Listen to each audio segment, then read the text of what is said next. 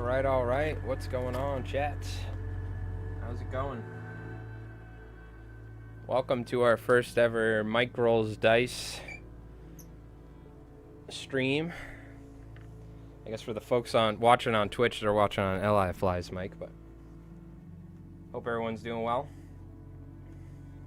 We'll go ahead and take this off and boop. What is up? Hope everyone's doing well. Appreciate everyone tuning in. Heyo, Rev's here. What's up, Rev? We got Giddy Up Lures and Big Bobzilla on Twitch. What's up, dude? What's up, guys? How you doing? All right. We got to do some painting today, believe it or not. Normally we'd be fly tying on Li Flies Mike. I figured out how to connect my other YouTube account though to Restream, which I use with my OBS software, and so we should be good. So I was able to turn off the Li Flies Mike YouTube and turn on the Mike Rolls Dice, so I can stream on Twitch and use all my existing software and everything. So that was nice and easy. Took me a little while to figure it out. But, yeah, we should be good to go. Make sure the music's not too loud. We just got a little ambient background music. I do have some other stuff lined up. I'm watching Morty and Glory stream, and he was playing all sorts of music.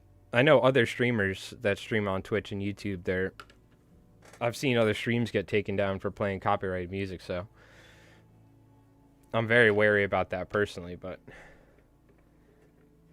I was surprised his stream didn't get taken down playing some music the other day while I was in there. All right. So, we have some walkers here. Let's get a little zoom in. I got my wet palette, by the way, which I haven't changed the parchment paper out in God knows how long. But we have some walkers. Shout out to Rev. He got a bamboo FDM printer, which I recommended to him because I have a resin printer. We've done a lot of 3D printing in the past for miniatures, but he printed up a bunch of walkers for us. So we have the little, and I also have them pulled up. We could take a look here. We have the Jackal light walker. You just got demonetized on YouTube. Oh, gosh darn it. Well, luckily I'm using YouTube music, so if anything, Twitch might have it. What's going on, Bootman? How you doing? Is it butt? Is it pronounced butt? It is pronounced butt, right?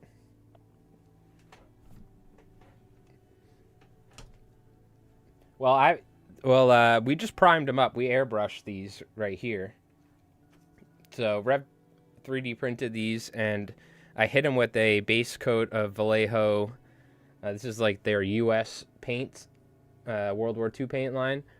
I hit them with a base coat of olive drab for a darker color, and then I highlighted them just from the top ever slightly. And it kind of like, when I say highlight, it's just we added a little bit of lighter color on top with the green-gray Vallejo. Oh, you're about to go fishing up in, it's pronounced Butte. It is, okay. Not butt. It just looks like a butt. I love your profile picture. It's great. All right. So, here's the thing. Boop. Stream Deck. We have the Jackal Light Walker, which I think is what I'm going to play them as. They have a machine gun. I also have this pulled up.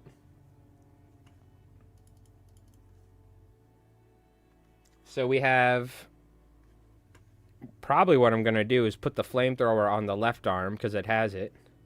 And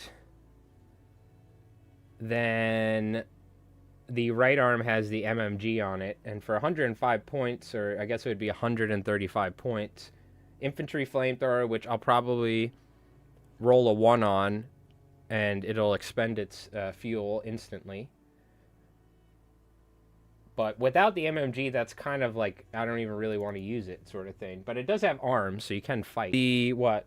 Not the Mud Skipper. Is it? Oh, this is the Mud Skipper. Yeah, right? No. Does it have the rockets? Oh, it does, yeah. This is the one with the rocket upgrades on the arms. Yeah, so this is the Mud Skipper, and this is what? The Kodiak, I think they call it right here. These are both 3D prints. And then this is the official Warlord Games linebacker, which is the newer minis, which I think is just larger in general. Yeah, I'm gonna have to touch up a lot of this. I kind of went really overboard. The idea is what I should do is 3D print some sort of Tesla art coming out of there. Have it glowing blue. That would make the, what do they call that? The objective source lighting much more plausible. All right. Yeah, this one came out very well. This one, there's a lot more like layer lines and everything, but the Kodiak one came out fantastic. Also in the Discord, the Konflikt Discord, someone was asking Rev where you got the print for one of these, or for the Malat Walker. That's what it was. I showed off a couple photos for the battle report. But anyways, I do want to paint some of these up, so here's the deal. Here's what I'm thinking. No, the color's slightly off, but it doesn't matter. Like this is like a more tannish green or something, or a khaki. But what I want to do is, before I do anything else, like paint, I guess maybe we could paint the guns and stuff, but I kind of want to do weathering. And I've done some weathering before, but I'm not super good at it. So we can experiment, because these are 3D printed minis and we're going to use them, but you know, it's fine. We can have fun with it. So I kind of want to replicate some of the weathering. It already has some scratches built into it, which is nice because of the 3D miniature. So that'll make it easier to fill in some of these sort of sections or get this sort of effect. But I kind of want to get some of this weathering sort of effect going on edges. So I do have some like sponge that came in one of the packaging that I've used before that works like okay-ish. But I guess we got to figure out what sort of color highlight do I want to use to do this sort of weathering. Do we want to use gray? Do we want to go with like a silver? And then I kind of want to apply rust on top of it. And so I don't know. We got to figure out how we're going to do this, because I haven't done this yet on any of the American troops or walkers. So this is where you folks can come in and help. So I have a bunch of different grays here. And probably don't want something too dark. Maybe one of these potentially we could use. We also could use a lighter... Oop, knocked over a crappy paint bottle. We also could use some different, like American colors. We could also mix them together, but it'd be easier if we just used a stock color. And they'll be easier to replicate in the future instead of trying to mix some colors together. So I don't know what the best approach is. I'm thinking some sort of gray color is probably what we're going to do for some sort of highlighting around the edges. Or if we look at the same mini we were just looking at, like on the fists, we could do it on the edges of the armor, you know, on the little panels here. On the like knee pads, we can do some edge work and just kind of highlight those areas. But you don't want to, I mean, I could highlight it with a brush, but what I'm thinking is we could take a sponge. So, and this isn't even like a painting sponge. I don't know. This is just whatever came in one of the Warlord packages. So I'm thinking maybe we take something like this. Also, I don't know if this will copyright me, but let's try it. We'll have it lightly in the background, ever so lightly.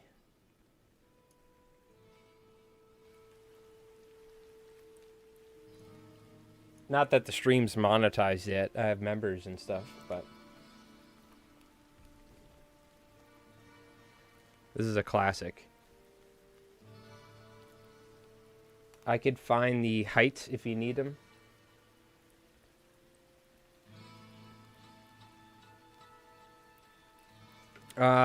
Yeah, I don't know the exact height of this compared to what a mud skipper is. Are you talking about this one in specific? Mountain? This comes in right around 3¼ inch. Looks like.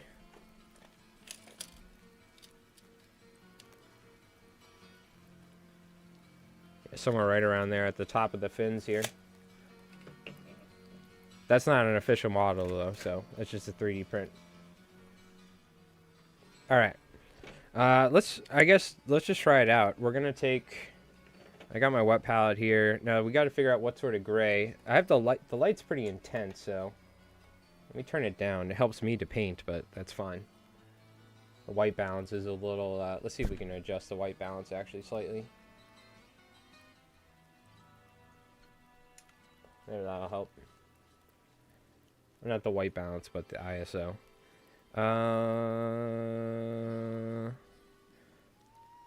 I guess let's do a test. These two look okay. Mud skipper's supposed to be about 3 1/8. It's right around 3 1/8, 3 1/4. It's hard to tell. I'm using that giant measuring tape. It seems right around there. Oh my god, dude, this freaking army painter thing. Every time. It's way too much paint just came out, but whatever. Every time. I gotta like poke it with a needle or something. This one's fine.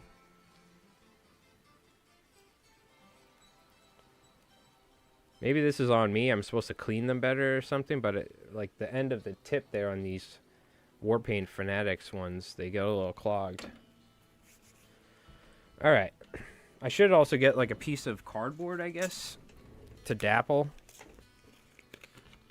on.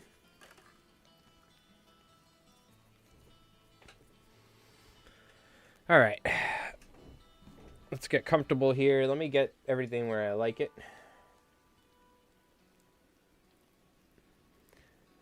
I mean, I love all the official Warlord stuff. It's just, unfortunately, it's not in the budget nowadays.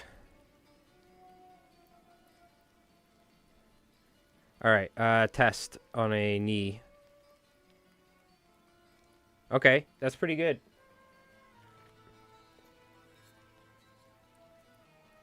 That's pretty good. Just lightly, kind of. The sponge really helps. Yeah. We're doing it.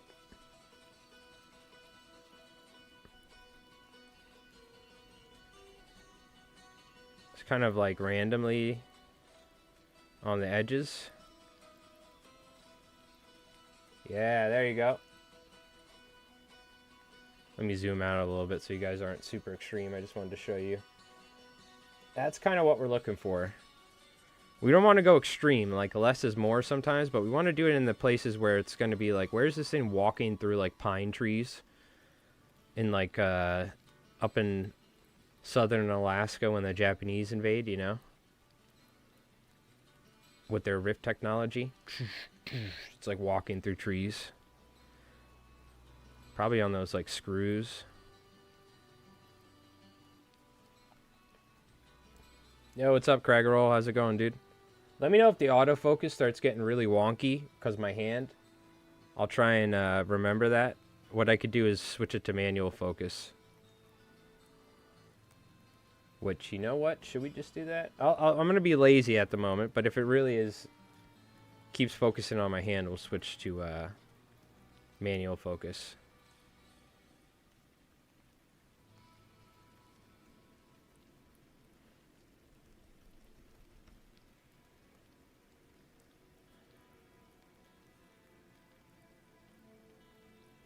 Like this right here, this area.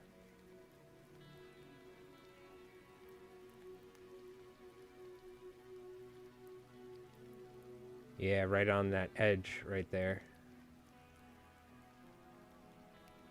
And most of my American stuff is like snow related, even though I haven't really started putting snow on the American vehicles. I've done that with the German or the Axis ones, the Green Hand.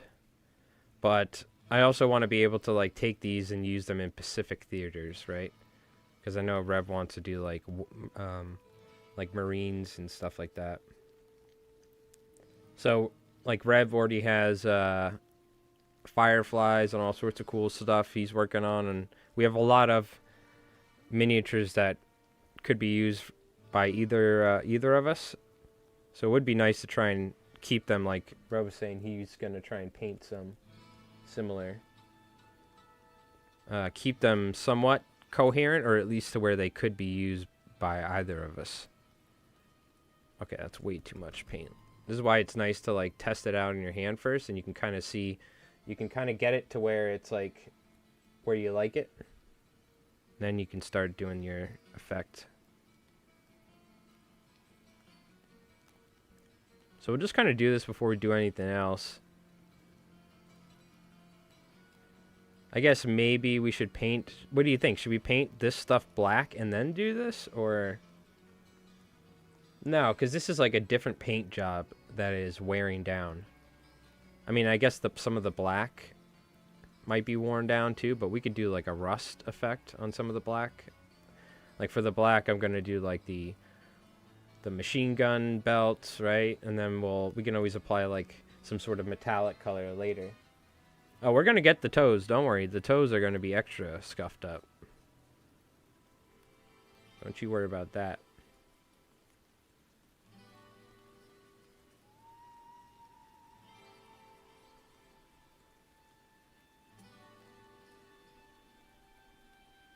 Like whatever that, I don't even know what that is. Like a grate or like an exhaust thing. We could paint that black.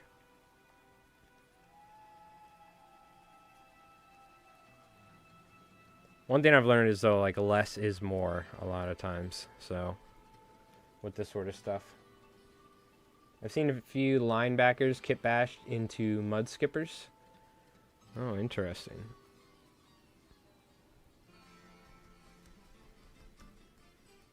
Yeah, I kind of think I love the linebacker. It generally performs very well. I wish it had a medium Tesla cannon instead of a light. You know, with the +2 pen, because every time I think it's going to do something cool with the Tesla cannon, it usually doesn't. It's more of like a...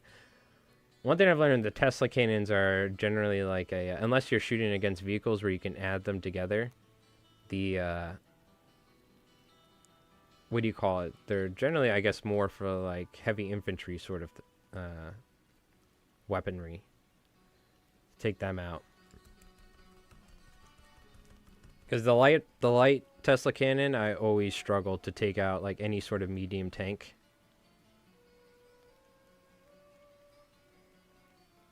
Because in our games, a lot of times the walkers don't end up getting anywhere near close to each other. Now, mind you, one thing that I've been doing one thing I haven't been doing is using the jump ability, or like dropping in with the fireflies, like deep striking them like Warhammer style. And then unloading with them point blank. And I should be doing that with the jump walkers as well, because you can. I'm very stubborn with doing that sort of stuff. It's funny, because in Warhammer, I would deep strike half of my entire army when it comes to playing Blood Angels. I would keep like everything if I could off the board. But in Konflikt, I'm like, throw it all on the board. Woohoo! But I got to get in the habit of trying to work on maximizing like the capabilities of the flying units better. I.e. jumping in and stuff. Waiting until all of the enemy units have activated so they don't get to fire on me. And then jumping down with a walker or the fireflies. And using like the +2 pen. Because you can literally drop down like... I'm pretty certain like right next to stuff. I find Tesla cannons do best for the hard to kill units for the ignores cover. True, it does help. It just seems like as long as Rev is playing with his Soviet dice, and we saw this on the Mordian versus Valrak. Mordian even said it himself, if you want to win tournaments, you roll the red Soviet dice. The Rev's ability to roll 5 up hard to kills with the bears is truly astonishing. After all the battle reports we filmed and I've edited them, it's amazing how many times he's rolled 5 up hard to kills with those Ursus infantry. Other units, not so much. Also, we forgot the Ghost infantry have hard to kill like in every game up until the last game that we filmed on the channel. So that was making the Ghost squad far worse than we thought they were. Eric's like, oh yeah, dude, they have hard to kill. I'm like, what? Why haven't we been using that the whole time? You fool! You can add a little bit here and there. And the other thing is we can then go back over it in the same areas that we did this and then do some sort of rust effect is what I'm thinking. Right? Because these are battle hardened sort of mechs sort of deal. But yeah, there's definitely... I could be playing much more optimally. And generally, it takes me like quite a while to figure a game out. I remember Rev, when we first got into 40k, he beat me with the guard versus my Blood Angels. I think probably about like 20 times in a row. Maybe I beat him once by pure luck. But I didn't understand like how to properly stage my units, and like it takes me a while to properly learn like the game mechanics and rules. And Rev, meanwhile, is like a savant who can just pick up any game and then like see the lines like Rayman or something like that. You know what I mean?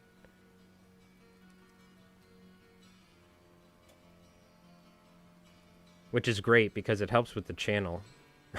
He understands things so much better than me. Some of these weapon rules and stuff, we're trying to read them. I'm like, I have no idea how to interpret what that rule is, by the way. I need like an idiot's guide to Konflikt for some of these abilities and rules.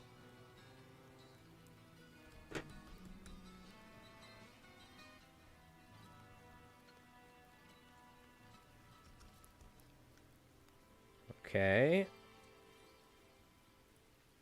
Again, I don't want to do too much, but I'm just looking for any like super bare spots that I can, where there's gaps.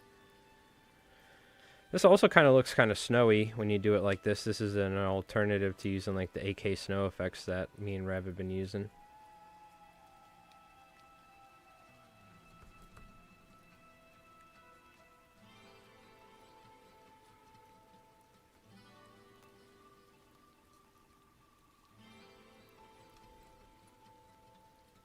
What sort of lists have you been running, Mountain? I gotta say, I love the Paragons. I think they're my favorite unit in the US list. The Fireflies are very close behind. The Fireflies are amazing.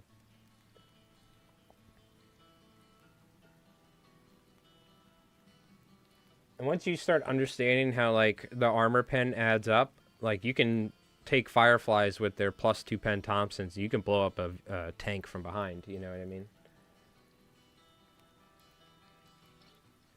These are nice. Okay, I mean, that's pretty good. Now, is this just like a panel? Let's take a look. Is that just like a straight up metal panel? Is what that is? I'm assuming there's like armor right there, right? Yeah, that's like a straight up metal panel, huh?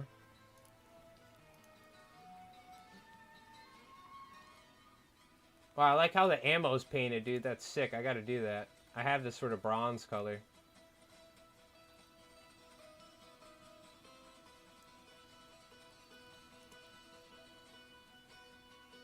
Wow, they really did a good job with like the weathering here with like the how the rust is dripping and stuff. Okay.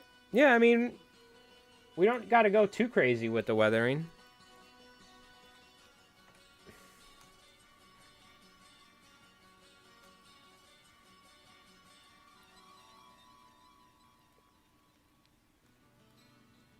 I guess something I should have thought about is if I wanted to edge highlight before doing the weathering, which I generally used to, on all my like Blood Angels vehicles, I edge highlighted everything. But that's all right. Okay. Well, this is not bad. So I guess we should do that to the other ones. But I mean, this could be a test, so I guess we should do this first. And we'll take another piece of sponge. I've just been ripping it like this, by the way. Like so. And then you kind of get something like this. Now I have this, like, here's the thing. For rust, there's a couple options. I don't really have any good orange kind of brownish paint. You know what I mean? I mean, I guess I do have some sort of yellow and red we could try and mix together. Let's try that. I mean, there is basic color mixing that we could do. I have some crappy old army painter paints. I'll go with like a little bit of yellow. God, I should clean this off more. And then we can go with a little bit of... Now this red's like a flesh red, so it's not really ideal. But... let's see how that works. God, these paints, man. Gotta come up with a little device and go boop, clean the end of the paint thing off. Touch of brown, that's what I'm thinking. A little touch of brown. Is this thing clogged? I threw a little bit of water in here. This is like the end of this paint. There you go. Well, there's some brown in there. There's some brown.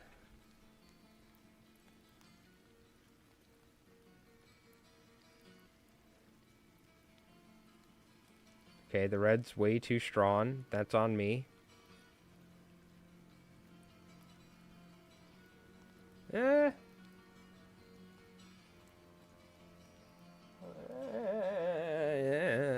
could work. Hold the phone. We could do a slight test. How about that? We'll just take some off my hand here.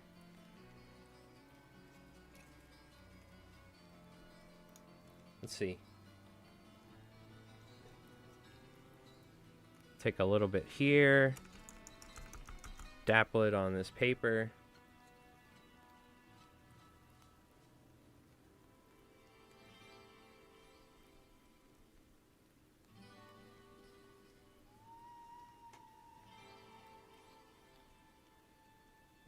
Yeah, I mean, that's kind of working. It's a little reddish.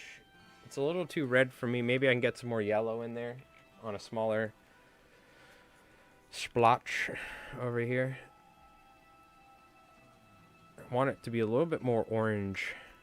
Problem is this red is kind of like a pasty, whitish base to it, so it's... There we go.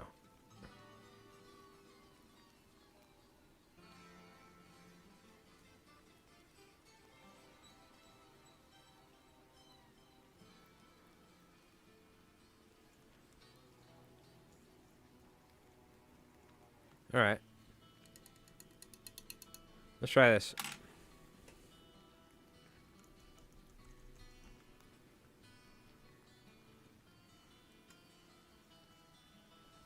Yo, what's up, Reaper? How's it going, dude? Thanks for joining us for some mini painting. Yeah, that's better. That's more like it. So not only... This is why it's nice to do the white first. Not only are we... It's easier for this color to show up. But some of the orange also gets on the... Some of the orange also gets onto the original, you know, paint. So you kind of get that nice blend, you know what I mean? Instead of just going with the rust. And not everywhere is going to be rust, right? It's not like all the damage was done at the same time. So you can have some...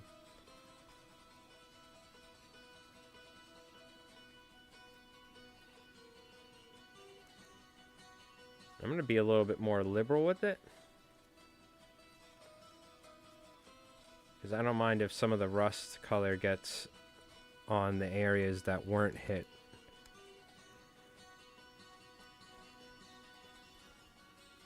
a little heavy right there. We can touch that up, sponge it back off.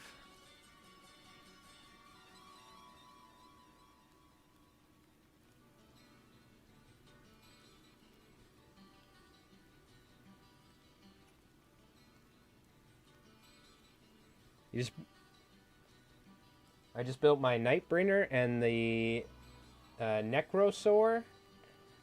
I need to paint. It's funny, I've never played against Necrons. I mean, I've only played against, like, really Rev and a couple other people in Warhammer. Let me switch to manual.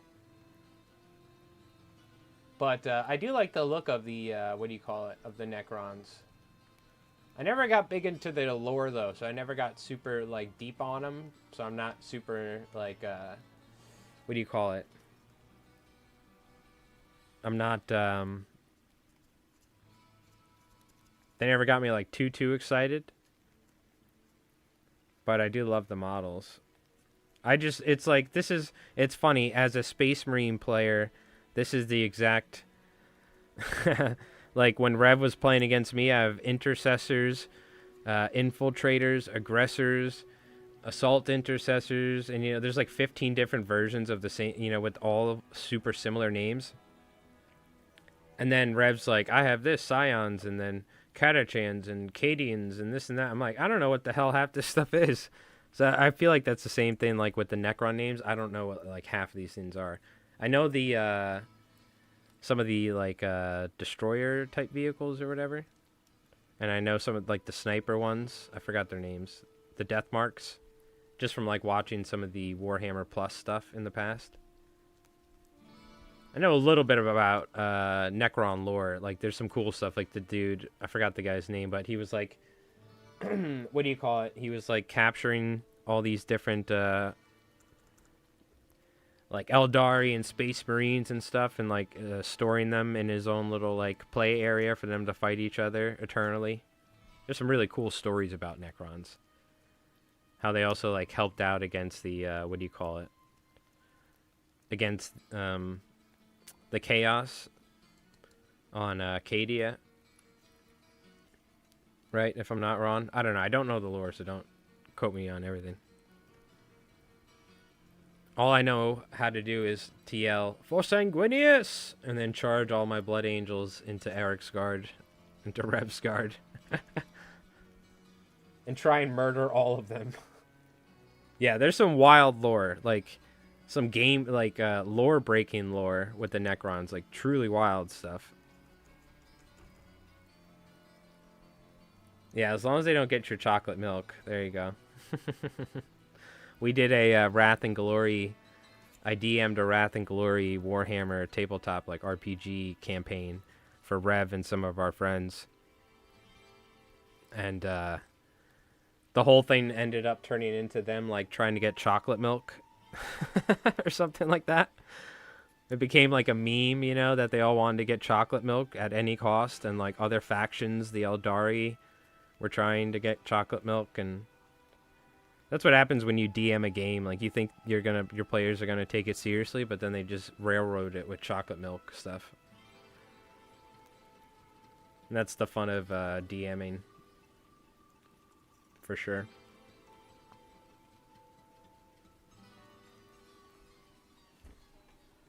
Good times, good times.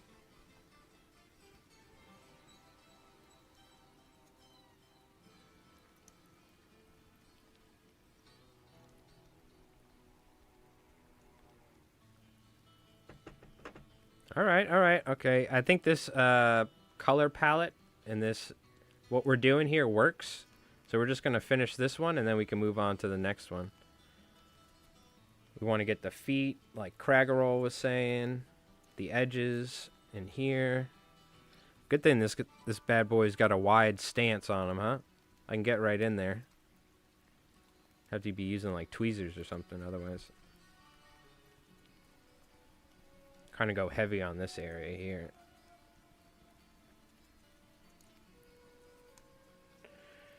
A little bit more, and then we're done.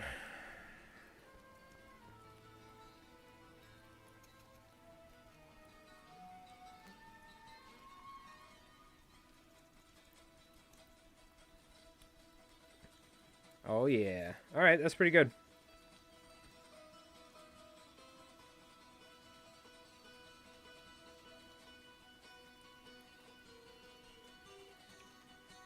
Take a look.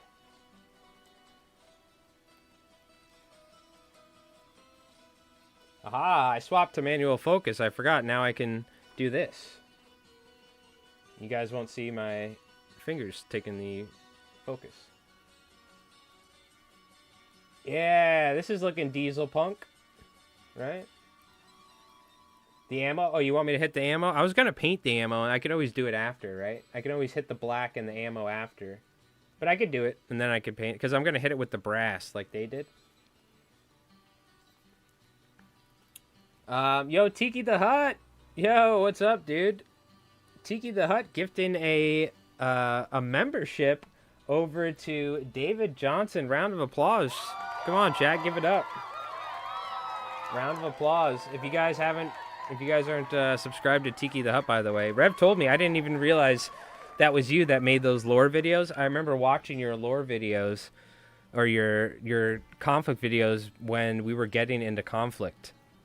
And speaking of watching, we were also watching Tabletop Command Post because we got into bolt action first. So shout out to Tabletop Command Post as well. You guys should be subscribed to both of their channels. So round of applause. Again, round of applause. 07. Bonsai! But it was funny. Rev's like, oh yeah, he's got a YouTube. And I was like, what? And I looked it up and I was like, oh yeah, I watch his videos. Watch their videos. But thank you for the gift membership. That's very, very kind of you. And Tabletop Command Post, what's going on, dude? How's it going? Painting some Paragons and saw you on and thought I would stop in and say hi. I gotta say, your terrain setups are immaculate. Every time I see your battle reports, I try to like put them on in the background while I'm editing. What do you call it? I'm like, I tell Rev, I'm like, dude, we gotta get more terrain going. Like, his boards look so good. And I love the little special effects you've been putting in too, with the like flamethrowers and stuff. I saw the one game you did. I forgot what it was. It was Axis, I think, against the U.S. And there was some flamethrower effect he did was great. So I gotta look into start doing stuff like that myself. I used to use Premiere Pro back in the day with I forgot the name, After Effects, right? So that was like easier for me to do that sort of stuff, but I stopped using that because Adobe sucks. And now I use DaVinci Resolve with their free software, and it works great. I love it. DaVinci Resolve has been fantastic for me. But when it comes to doing like that sort of graphic stuff, it's like I don't know how any of that stuff works. It's a whole new software, you know? I know they have pre-made graphics and stuff. A lot of that stuff, though, is like very expensive a lot of times. It's like $200 for the licensing. I'm like, man, get out of here. So I got to see if I can make my own. I'm almost certain I can, but for now, everything works. Yo, Ice Reaper, too, coming in with the Twitch Prime for 2 months. Thank you, my friend. Round of applause again. Very kind of you. Very kind of you. If you're wondering what that sound effect is, this is what I do for a living, and this is what my other YouTube channel is. Mike Rolls Dice.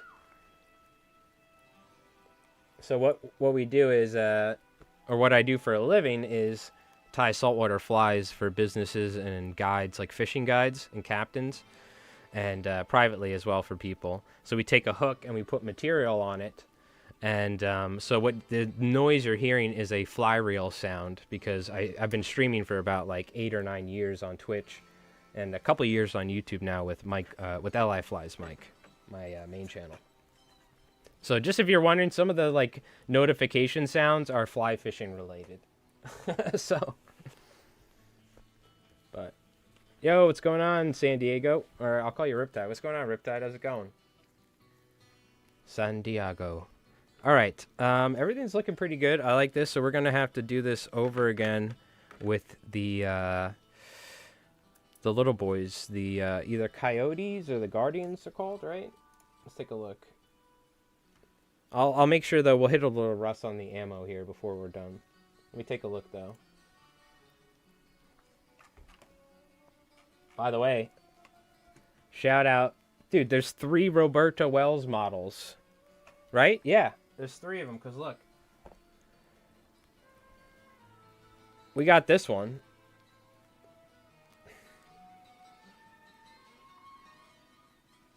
Why, this doesn't want to focus, huh? Rev picked this one up for me. It was the Warlord Day one, which I need to paint. And then there's 2 new ones they got. They got the Festoon Europa one.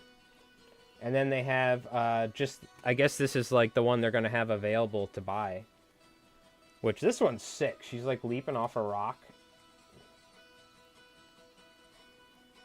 She got her hair down too, and this one she's got it in a ponytail. Alright, let's take a look. We're going to be painting this sucker up right here. Okay. So very similar. We're just going to be weathering, especially the hands. Now these are 3D prints that we're painting, so they're different, but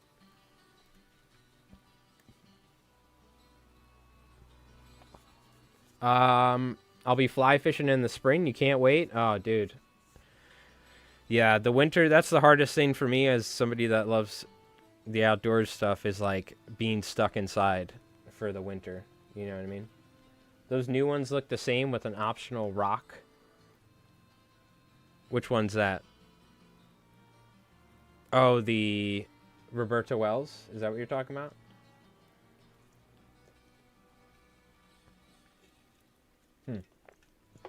Okay. Let me touch up this ammo, and then what we're going to do is we're going to take a we'll take a quick little break. I'm going to go grab another beverage. We're sipping on, have a couple little White Claws. It is snowing right now. I'm surprised that this is a great thing about Restream. Restream works fantastic. Even if I was just streaming normally, just to YouTube, let's say, or Twitch, at times I would have issues with like Twitch servers and stuff. Restream, they have very good servers. So there's like a full-on snowstorm right now. We got, it wasn't that bad here on Long Island, but I shoveled earlier. It was probably like, I don't know, 3-4 inches of snow, but it was super light, easy to shovel, you know, which is always nice. But that being said, Optimum, which is my internet provider around here, sucks at times. So I'm surprised, like, everything's all good. But again, I think the Restream servers, they're fantastic, and I'm using their free servers and stuff, or their free service with 720p. I'm thinking I probably should just upgrade. It's like probably around $20 a month or so, but because I stream so often on my other channel as well, to upgrade to 1080p and 60 frames or whatever, because like the quality, I've had no issues really with dropping frames. I say that now. Let me knock on wood. Hold on. Knock on a bunch of wood real quick, just in case Optimum heard me talking smack. They're gonna come for me. You know what I mean? All right. Let's touch up these. Let's touch up this ammo real quick. Maybe the guns. Should we hit the guns real quick? And then we can move on to the next ones. Now, I do have decals from the starter set, so we could apply some decals. I definitely want to put some on the Fireflies and Slammer Samuels, because we do have the official Slammer Samuels miniature. Which I wonder if they're going to like offer a new one eventually. Because the old one is like metal. It's kind of... It was kind of rough, you know? Like some of the Warlord metal miniatures can be, which I don't complain because they're pretty easy to clean up. But some of their newer plastic kits and stuff or some of the newer resin, like the soft resin they have, are fantastic. So I wonder if they're going to offer a new one. I would love a Slammer Samuels, because I guess he doesn't have a jetpack, does he? He has like a Tesla thing on his back, but I would love something where he's got some pose where he's got his Tesla gauntlet like powered up and he's like trying to punch a tank. That's the kind of Slammer Samuels miniature I want. That being said, he's disappointing me every time, damn it. He's only good into like bozo infantry or vehicles. Every time Rev gets me with the Ursus infantry, and I think he can kill a bear, and he just gets absolutely destroyed. Unless you cheat like I did by accident in the first ever battle report we filmed with Slammer Samuels, where I thought he automatically got 6+ pen, and he didn't have to roll it, the D6. But that last one we did with Drugov, where we banished Drugov officially to Siberia for a while, I was like, damn you! Damn you, Slammer Samuels! Why do you look so cool? And you can't even take out one Ursus infantry. He looks cool. He can take out a tank, though. If you put him into a like a tank or a walker, and you roll good with the his ability, because you can always use the guts to add a point, right? He can like one-shot a tank with his Tesla gauntlet, no problem. So he is very good in that regard. I think you should use him into vehicles. The dream would be have a bunch of like transports around and just have Slammer Samuels blow up like 2 transports in a turn. You know what I mean? With guts. And then have all your HMG equipped walkers just like melt all the troops. Or maybe take out a couple medium tanks. A couple Soviet medium tanks, you know what I mean? Alright, this is looking pretty good. I want to hit the knee pads a little bit more. See, I got to be careful because I could easily overdo it, but... You know what? The more and more I'm looking at it, I'm like, the more and more this thing's maybe been to the Pacific a little. Some humid places. Then it went to Eastern Europe, perhaps. Came back for some maintenance. Think about the history a little bit.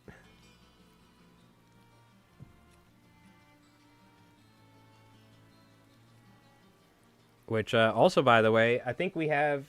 I didn't mention this, but we have a new member thanks to Tiki the Hut. And Tiki's watching a Rev. We got the new battle report is up for members. I'm actually putting it up somewhat early. Usually what I do with my Flytime channel, I like put it up like half a day before for members. Because I post quite a lot of videos on there. But I think I'm trying to upload the Konflikt battle reports on Wednesdays, because like Warlord Wednesday. So it's up right now, and it's going to be coming out on Wednesday for everybody else. But I'm trying to get like ahead of schedule, so we're going to film another battle report soon. So that way, I like kind of having some content planned ahead of time, so I don't fall behind on uploading. I got a quad of Nachtjäger, and hoping they can deal with the bears. So those are the ones equipped with the wings, right? Yeah, that's we're gonna print up a bunch for Rev. We're gonna get a bunch for Rev. He wants a bunch of Nachtjäger, and what are they, Nachtballen or whatever? But I think the Nachtjäger can do it. Let's take a look at the stats actually, because we were talking about those recently. I was happy to see the Japanese win a game in your last game. You know, I think the Japanese are great. A lot of people have been bummed with some of our battle reports because the Japanese have lost like every single game, and apparently some other battle reports. Like I haven't watched all of your battle reports with Konflikt yet. I have to go back and watch a ton probably, but I guess maybe some other channels have done some, and like the Japanese had some poor showings or something. But I think they're fantastic. It's just we've had some like really poor rolls, and they've also gone up against some really strong armies. Like the Axis, or you know, some of the better because some of my U.S. lists, I have like 3 sets of Paragons, I have Fireflies, I have so many like really good units on the board, essentially. Let's take a look at the Nachtjäger.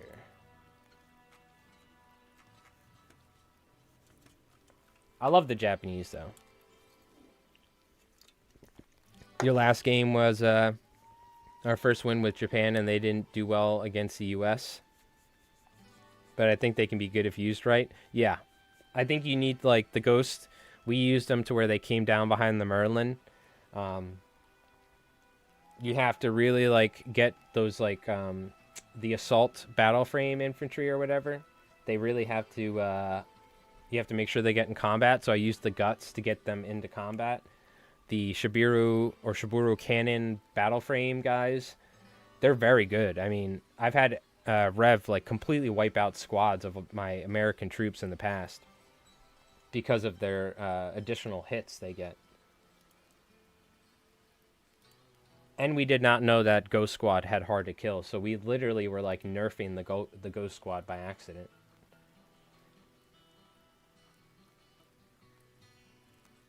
The Indigo Walker was alright. I think there's probably... I haven't looked at all their units.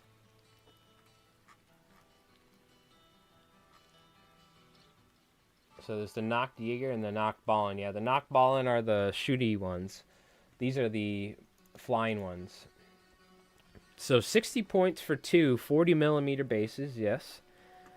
There's Talons with +1 pen. So, okay, so we get +1 pen off the bat. And they're deadly too. So 2 attacks at +1 pen, which is pretty good. Nothing crazy, right? And their only damage value 6. But they have flying or flight. They have fanatics. They have horror, which, by the way, Rev, have we even been doing horror? Has it been applicable? But like, you charged your bears into my stall trooping. What the hell is even horror? I feel like we never even use it.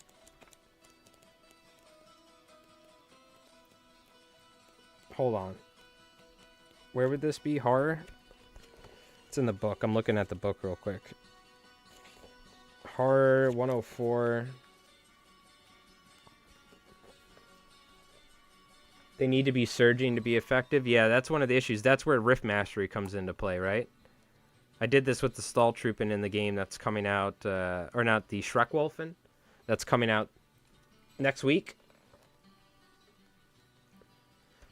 I use my platoon commander, Colonel von Liechtenstein, and I immediately off the bat, I used his Rift dice and his Rift Mastery to surge dice and then give it to the Schreckwolfen to make them toughness 8 so they could try and fight the Ursus infantry. So horror, by and large, troops have become hardened against many shocks and terrors of conflict. Some foes still induce the kind of blood-curdling horror that can freeze the blood and loosen the bowels. Enemies must pass a morale test in order to react by shooting at an assaulting unit that has horror. Oh, okay. So we messed that up on the last game that's coming out soon. It didn't make a difference, but he charged his Ursus infantry into my stall troop, and they should pass a morale test. Okay. Just for reaction fire. Okay, that's the reason why it hasn't come up many times.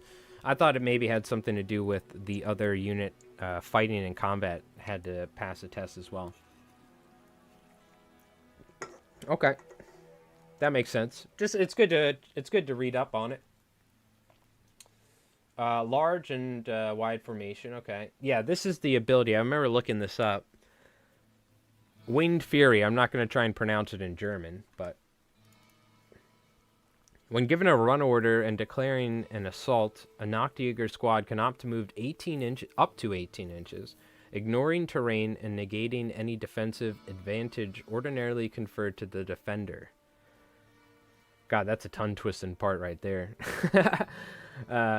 If you had too many White Claws, that would be hard. If assaulting an enemy infantry or artillery models in open ground, the Nachtjäger squad resolves damage from their attacks, removes casualties before the defender rolls for their own attacks. Okay. And if this enhancement is used, exhaust it after the first round of close quarters combat has been resolved. Okay. So essentially, they're going to be, if they're in open terrain, they're going to be able to fight and kill whatever they can first, limiting the amount of attacks that's coming in. And if they're attacking a defended position, they're negating that, so they're just going to be fighting at the same time, right? Is that correct? So that's just active. You don't have to do anything. You got an active Rift Dice, you're good. And then if you're surging, which you really want, upgrade to Deadly 3, so you get from 2 attacks to 3. They gain Fearless, so you don't need to worry about taking pins and for orders, which we found out Fearless is like crazy. And it's just so good. And their talons become pen 2. So you get 3 attacks at pen 2. I mean, that's pretty good. And how fast are they? So not using flight 6 and 12. Okay. I was going to say you can't cheese and be like, they still move 12 when they lose fast. No, okay. And you can have 4 per squad. Wait. So there's 2. Does that mean you can have 4 additional? Or you can have 4 in total? Can you spend 120 points and get a 6 Batman squad? Or is it just 4 total? This means you can 4... Oh, it's 4 max? No, it's 6 total. Yeah. Because if you look at the wording on other units, 4 per squad, that's the amount you can get. Additional Shrekwolfen, 3 per squad. They start with 3. So that means you can get 4 extra. So you can have 6 in total. Yeah. It's just in how they limit it. This is the upgrades. You're limited to 4 upgrades is what it's talking about. Yeah. Okay.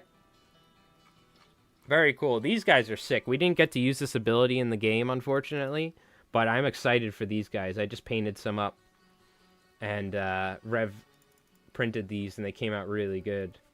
Here, I'll show you guys.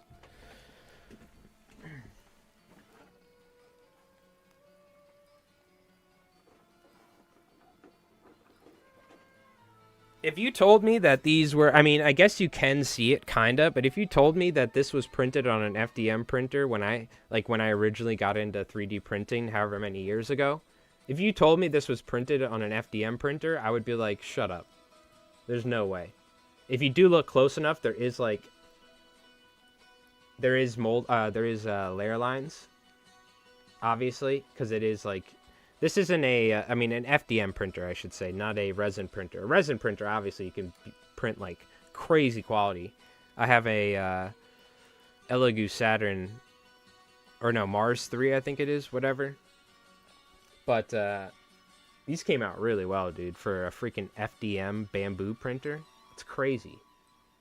But, yeah, anyways, we're excited to use these. They're sick. I think they did pretty good. I'm not going to spoil it, but these can... If they're surging and toughness 8, they have a pretty good chance against Ursus infantry when Ursus are using their Ursine Fury ability. Which is every turn, let's be honest. They're never not using it. Unless it's turn 1 and they just ran on the board. Yeah. Well, hey, thanks for stopping by Tabletop Command Post. Appreciate it. If anyone's not subscribed to Tabletop Command Post, you should be, because before we even started making videos about bolt action, I was watching their channel. So my case got dropped. I'm a free man with no charges again. Wow! Round of applause, Camel Eggs. Round of applause, chat. Let's hear it for Camel Eggs. Hell yeah, baby. Now, you know. Don't do anything, you know, stay out of trouble. And don't admit anything on stream. Oh, dang, they're even cooler than I thought. Yeah, I think they're pretty sick. I think we're going to be testing them out. So I think Rev's going to try and print some up. I wouldn't mind getting the actual miniatures at some point when the funds are available. So I do want to get some more Warlord minis here at some point. Alright, we're going to take a quick little break. I'm going to grab a drink and hit the hookah lounge real quick, as we usually do. And now's a good time, chat. We've been streaming for about an hour or so. If you've been painting, hanging out, stand up, stretch your legs a little bit. Hey, Banana, what's going on, dude? You still got those flies displayed from winning from the Friday Fly giveaway? Hell yeah, dude. That's awesome.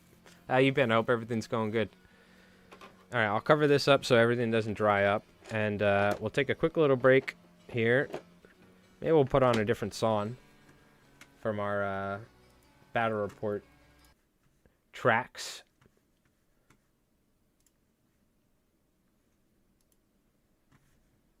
and we will be back in just a second. I don't have any fancy away videos set up for you guys like I used to, like I do for my other channel.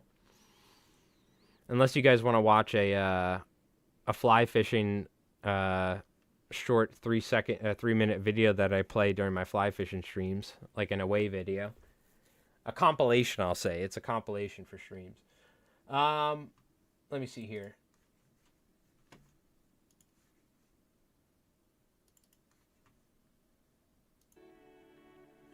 Let's do this one. Play it? All right, we'll play it. So this is for all you non-fly fishing people out there. This is what we do on my other channel, Li Flies Mike. But real quick, Valor Games, hey guys, love your videos. Tables and minis always look great, and I enjoy the story RP elements you add to the reports. Oh, well, thank you, my friend. A lot of the hard work that you see is done by Rev, and with the, what do you call it, with the miniatures and the terrain, he's kind of taken over the terrain. The best thing that's ever happened to our tabletop wargaming for our friends group, essentially, is him getting a FDM printer because that has made things so much better. I used to have to make all the terrain with like foam by hand, and it looked like crap. You still see me use some of my handmade terrain and like some of the trees and stuff, but I just don't have the time if I'm editing videos and stuff like that. So he's been helping out a lot, and then I've been having so much fun with the editing of videos and like coming up with the story elements and doing the voices and stuff. So Konflikt's great because it's like we can write our own story, unlike Warhammer 40K where like all the lore is set in stone. You know what I mean? Like I can't, Dante from the Blood Angels, he has this like, his exact history. When it comes to Konflikt, they give us generalized history, so we can kind of come up with our own. Like Japan invaded Alaska, so we're thinking about doing this thing where like it's a short campaign between the U.S. and Japan, where Japan has made landfall with like rift technology because how they can teleport with the ghosts, and they're gonna like. They somehow get a force teleported into North America, and they start infiltrating and fighting from the inside, like guerrilla warfare style. So we want to like have like an American, map, like a town or something. So there's so many cool ideas. It's just trying to get all that stuff together on the tabletop, right? It takes a while, but so we have just the other day, I wrote down like a huge list of like potential missions or like narratives. So like what do you call it, I was like, dude, moon, we fight on the moon, right? Like the Axis have a moon base because why not? And then maybe the Americans or something. So that would be sick. There's just so many cool ideas. Well, hopefully George is safe. George will not only be safe, but he is forever he will never go anywhere because he has to stay around because of this right here. He's an emote on the channel. He's actually the star of the channel. We have two emotes. We got the George emote, and then we got the green hand emote. But somebody's like, as long as George is okay. I don't know if that was you that commented that, but multiple people were like, tell me the monkey's fine. Yes, he's fine. He was kidnapped by Colonel von Liechtenstein, though, so they're going to have to get him back. No, I guess the narrative was the monkey was actually... George was in the Merlin Walker during our last battle report. And that's probably why the British lost. But because they gave their most valuable asset in control of a small primate to control the... what do you call it? The Merlin Walker. You'll see, though, George is coming back with a vengeance. All right, he's going to have... I don't want to spoil it, but Rev has big plans for that monkey, all right? Don't worry. All right, we're going to take a quick little break. We're going to play our Albie video. I'm going to go hit the hookah lounge real quick and grab a drink. And when we come back, we'll be painting some more. Can't play that. I just realized, Rev, thank you first off for the 5 gift subs. I just realized... I guess I can play it, but I can't play the audio for you guys because it has Epidemic sound music, and this YouTube channel is not authorized So I 100% will get copy striked. So I made it look like I ran up here to say thank you to Rev, but what we can do is we could play it, but I'll have to put some music in the background. Different music. I was downstairs washing my hands. I'm like, oh, this is copyrighted music that I pay for another YouTube channel. I can't play this. So give me 1 second. I will set it up right now. We'll play it. We'll play our video, but unfortunately you can't listen to the music with it, so 1 second here. I got something good though. But by the way, thank you so much, Rev. Round of applause to Rev. 5 new members ready to watch the new YouTube video that's out early. Alright, chat. I'll be back in just a moment. Don't go anywhere. I just got to make sure. I'm going to mute the audio once we go to it, right?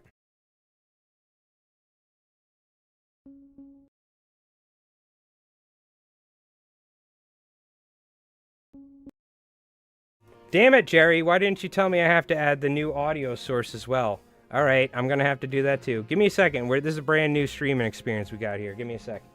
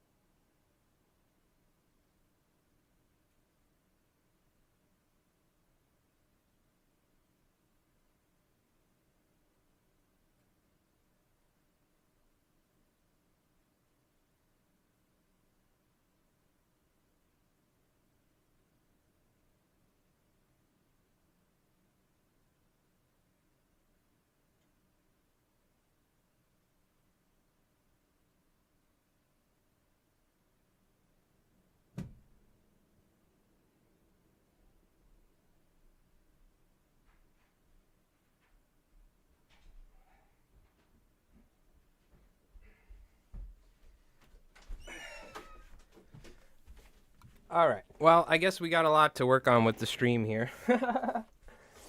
We got to get some music, or not. We have to get some away videos set up.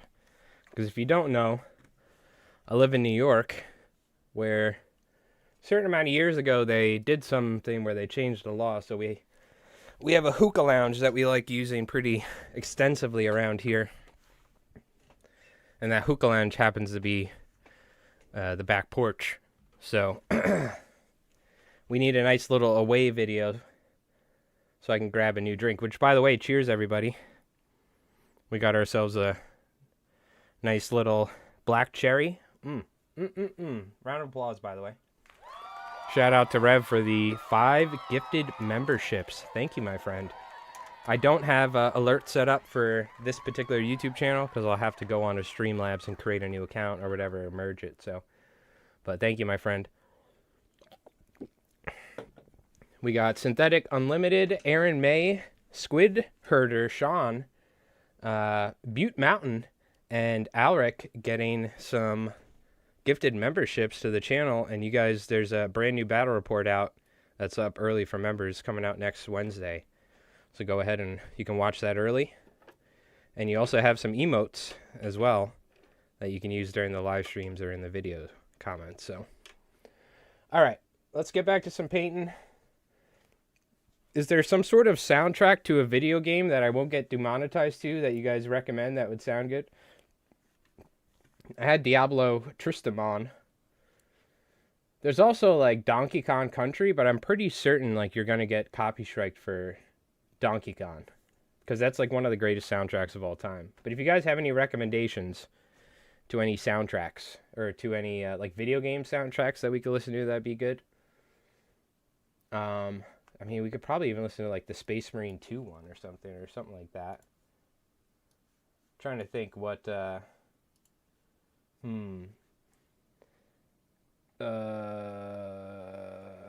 what's the other Diablo song that I used to listen to all the time? Hey, Jenny Bratz, what's going on?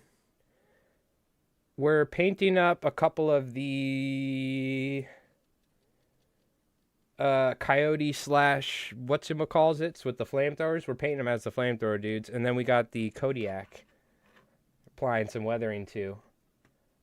What's the other good Diablo song? Not Tristram. There's another famous Diablo song that was like, oh, so good. I forgot. Diablo OST.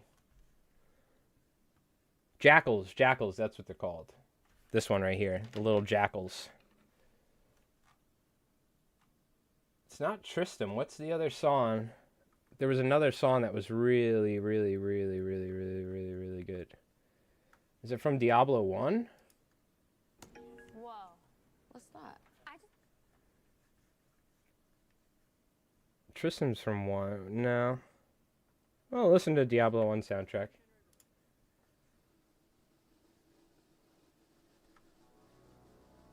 Full soundtrack. Jackals, yeah. And all we're doing right now is we're applying some weathering at the moment with a sponge. So we're going to do that to the jackals here. And then we also have the mud skipper, I think it's called. This thing, I am excited. This thing's anything with rockets. If you give me multi-launchers or rocket systems on a mech or any vehicle, I'm in. Especially because those HE templates from Bolt Action, I remember, were pretty nasty. We haven't used a rocket, like the better rocket systems in Konflikt yet, so. Alright, I don't remember which gray I used. Oh, it was definitely the lighter one, because the other one, so much paint shot out. And I got all upset about it. You should get a Bruin. Let's take a look.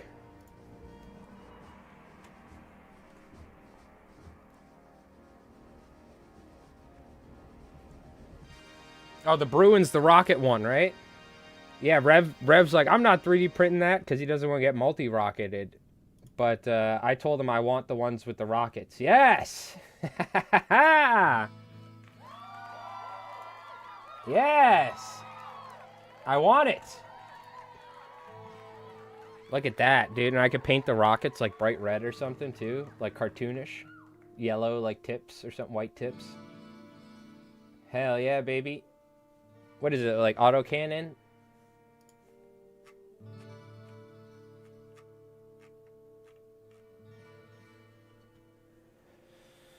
Forward-facing medium rocket system.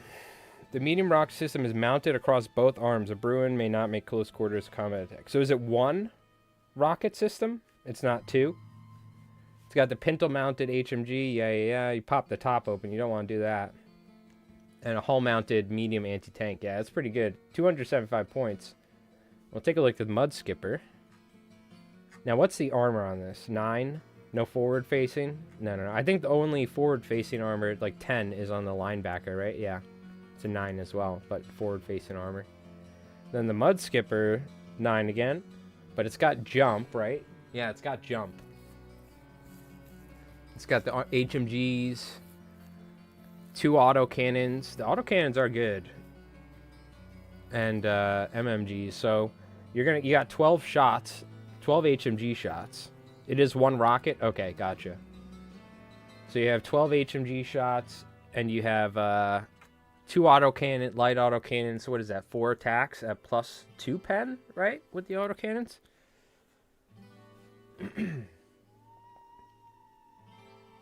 Yeah, and you got the hull-mounted HMG, so you can shoot all of it as well, which is great. And the crazy thing is that I didn't realize is, like, you can actually...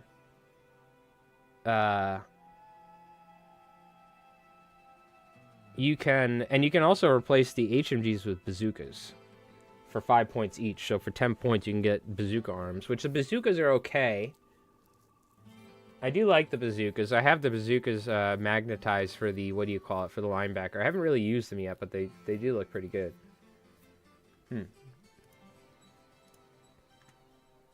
Oh, it's sick. So then what's the, if I look real quick, the profile on the multi-rocket system is what? Medium rocket system?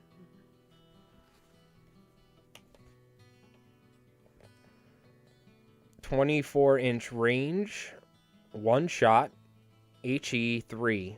So it's essentially an HE3 template, right?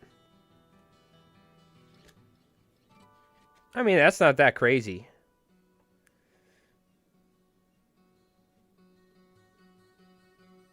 Unless that's something else. No, that looks right. I mean, that's not that bad. I mean, it is kind of like a super heavy AT gun, HE3 profile. What's the howitzers? So it's like a medium howitzer profile. Except kind of worse, because it's less range. Yeah, that's not that bad. I don't know why Rev was so... He's like, hell no. He just... The rockets look bad. They're great against vehicles, not so good against walkers. The +2 pen, what's that? The rocket system or the autocannons? Do the rocket systems have their pen like a... Or the bazookas, you mean? Yeah, the bazookas you're talking about, Pops? Because of the halved pen. Oh, the autocannons?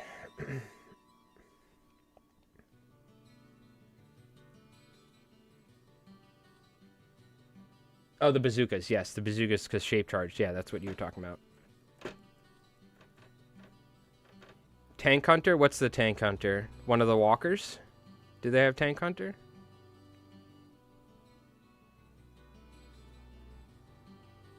Oh, that's way too much. We gotta dapple that off.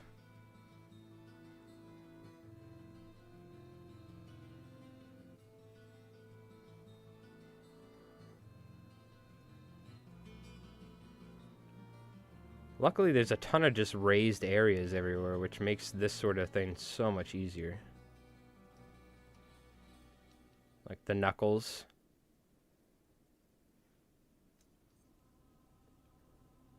Oh, that's how you remember bazooka. Oh, okay.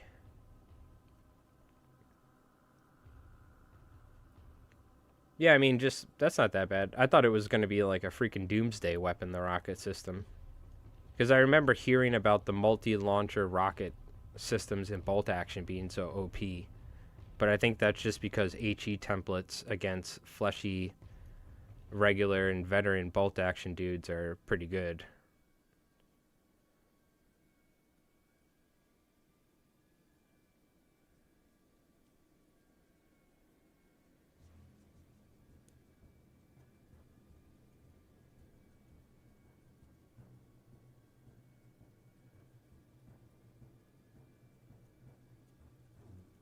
Okay. Yeah, I do like the ATRDs or bazookas and all that.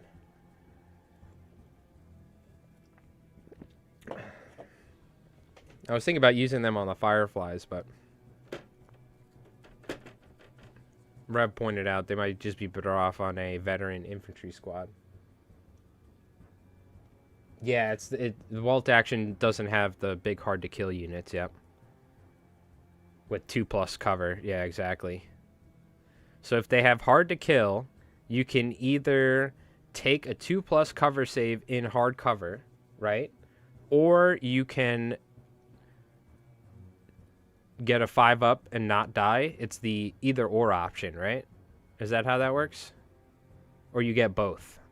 I forget how it works. The Locust mech, is that one of the new they kind of look like a US mech, right?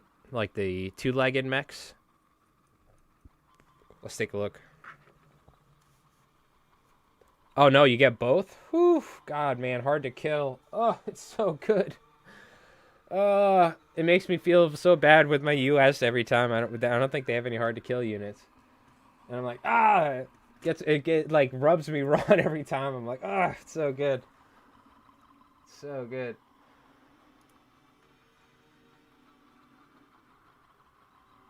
This guy looks sick, by the way. Rev, shout out. Rev did pre-order the Europa kit. I was going to put it on my credit card. But Rev did pre-order the Europa kit, so we are going to have the Totem Core and the mechs on the channel. Shout out to Rev, All-Star. Yeah, this is the Locust, dude. I mean, this thing looks sick. I love the look of this thing. This, to me, when I think of a German mech, this is what like I picture. I do like the spider mechs. They are cool. But they kind of look like, I don't know. You know, they're like, like the Panzer IV that you're going to see in the new battle report. It's a 3D print, but even the official one, I'm like, okay, they took a regular Panzer and put... Oh, you can't even see it. My bad. I'm an idiot. Let's go back. Festoon Europa. Rev pre-ordered this. Shout out. I don't know if it's this one or what, but he pre-ordered the Europa and he's getting Totem Core and all that. I'm an idiot. My bad. We can all laugh. Come on. This thing right here, they're not bad. I use it and I do like this look. Yeah, thank you, Eternal. Thank you. I was not sharing my screen. I do like the look of the spider mechs, right? But this right here, the Locust, this is when I picture like a German mech, you know what I mean? Or like an Axis, like the industrial sort of like, and the lines and everything, they knocked this out of the park. And the arm is sick, by the way. This sort of like commercial, or this like mechanical crushing claws. They look like they took this off of like an industrial warehouse machine or something, you know? Like this could be used to like pick up like tank barrels in a tank factory or something. Yeah, so cool. Very bare bone. It really does look like they took it from like, they're like, it's the war effort. They're like, we could just use this or something, you know? And it's got a sick I don't know, what is this? Is this another multi-launcher system? And autocannons, looks like. Yeah, that thing's sick. This is why I do want... I need to get some more... Oh, the Inigo's based on it? This is why I do want to get the official models eventually, because, man, this is, like, so cool. The thing I love about Warlord miniatures are there's just enough detail to where it looks fantastic, but it's not like a freaking Chaos Space Marine where there's, like, I have to paint trim on everything. Like...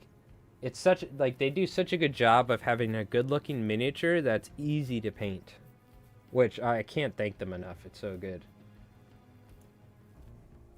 And after what we're doing now, like, doing the mechs are so easy when it comes to, like, the weathering and stuff.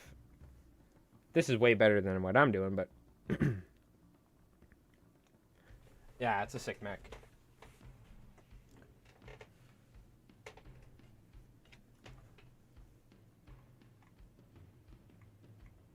I collected every walker for the Americans, and so far I prefer the Grizzly over the Bruin. Grizzly has the medium AT, but also has the 2 arms that are +4 in assault when the Bruin doesn't have arms.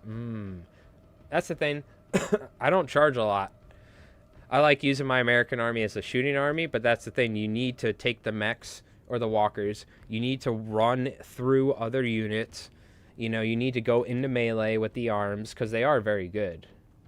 Just don't charge Ursus infantry or Schreckwolfen or something, or Slammer Samuels, somebody with tank hunters. But yeah.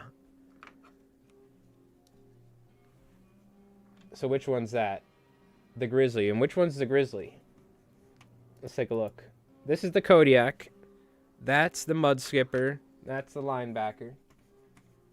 We're getting there. We're getting there.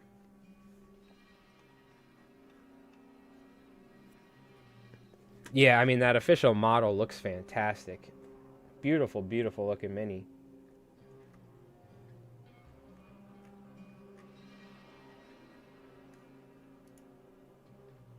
We're doing a lot of 3D printing because we want to mix it up on the channel. You know what I mean? And, oh, here's the Grizzly. Okay, yep. You know what this reminds me of? This reminds me of, oh, you can't see it. Here's the Grizzly right here. You know what this reminds me of?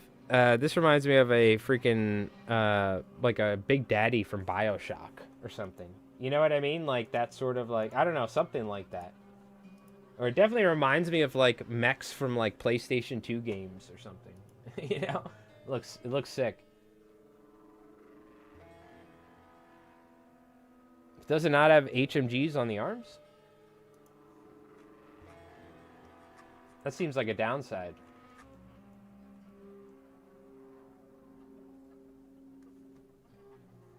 Because here's the thing, right? You could take a linebacker with HMGs on its arms and it can fight, right? It can fight in melee.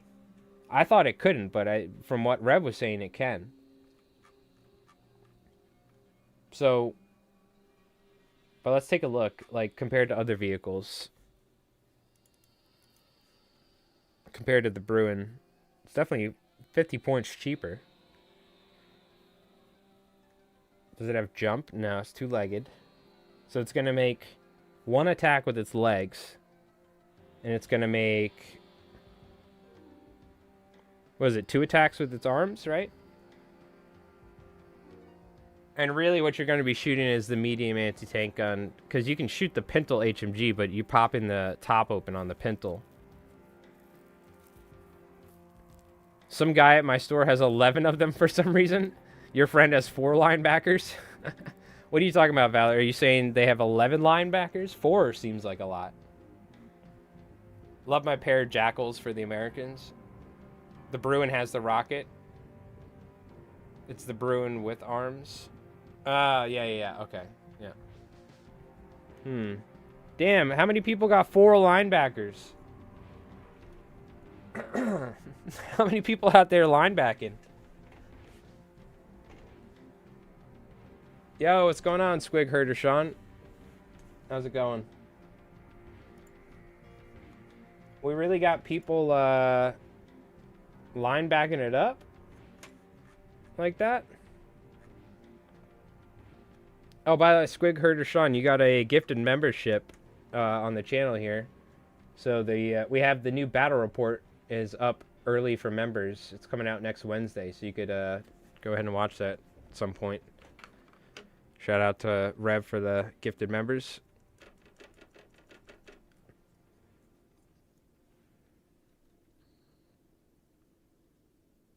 I have 3 linebackers mainly because I'm not good at magnetizing things. I'm not either. I kind of did just the bare bones with it. And I did a video, so I kind of had to do a good job. Otherwise, I would have wasted all of my time filming that video in 4K. And it was okay. It still came out all right. But, yeah, this one here. We got the arms, so I have this Tesla one stays, but... oh, yeah, it goes like this. I have the guns here magnetized on this side, like this. And then here could either be the flamethrower or the machine gun. But luckily, it was just like a matter of, before I glued this on, I put the magnets in here, and then I just cut nickel strips, metal strips that I was using in other hobbying. Yo, Frosty coming in with the 47 months. Round of applause. Give it up for Frosty. What's going on, dude? What have you been up to?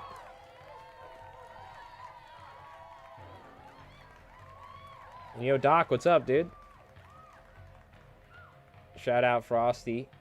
Appreciate it, my friend. 47 months with the Twitch Prime. We're doing a little miniature painting right now, and we're streaming on Mike Rolls Dice on YouTube.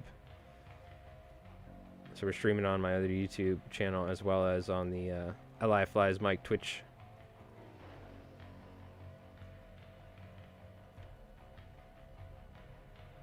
Ah, that was too much. That's all right. We'll rust that up. That'll be a good rust spot.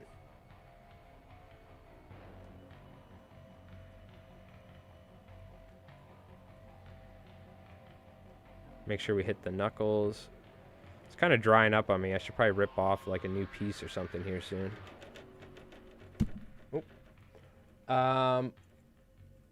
3 is reasonable because if you buy the 2-player starter set, then a US starter, that's 3 right there. Oh, that makes sense. I got the regular starter set, so it came with the German and the Americans, or the Axis. But I see what you're saying. There were the options where you came with what? The American starter set came with 2 linebackers and the... What would it be? I guess 24 Fireflies did it come with or something? Something like that.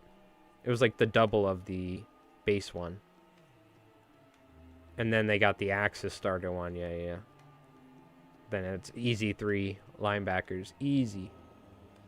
That's 1,500 points though, right? Or somewhere around there.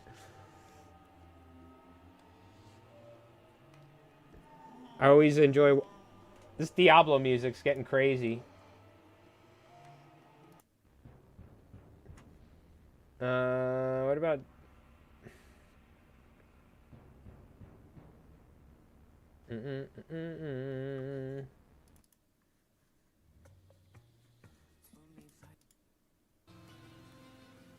Give us some Tristan.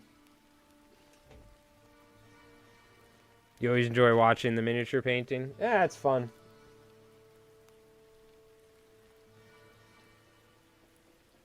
I never have any time to do it nowadays, so this is a perfect excuse, is that I should do a stream or 2 a week where we're painting and just chatting about Konflikt.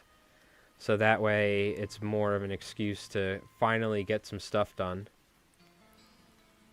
Hobbying related, because Rev's been putting me to shame with his miniature painting. I remember I used to complain about his guard. I'm like, man, what is this? You gotta do like highlighting, you gotta do this. You can't be just painting one color. And nowadays I'm painting in one color, he's like doing all the highlighting. And like he's like applying, he's like painting Soviet star and sickles like perfectly freehand. I'm like, damn you. But I just like never paint anymore, so it's a good excuse to do some painting. I gotta hit those knuckles on the raised edge right there. Yeah. That looks good.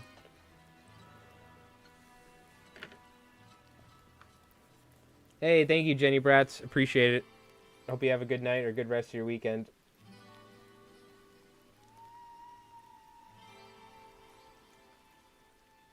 A couple of flies off to the side. Nice touch. I tried cleaning up, but I can't help it. They're everywhere. They're everywhere. What are you going to do? All right. Oh.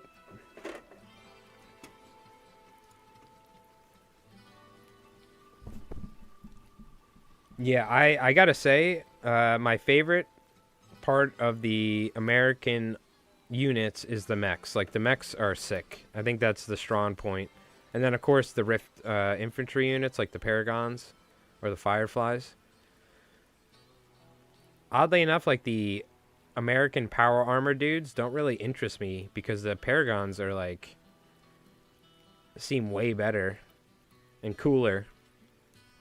But I wouldn't mind getting some American Power Armor at one point. They do look sick, but I don't know. The Stall Troop in like comparison are just so much cooler. Or the American Paragons.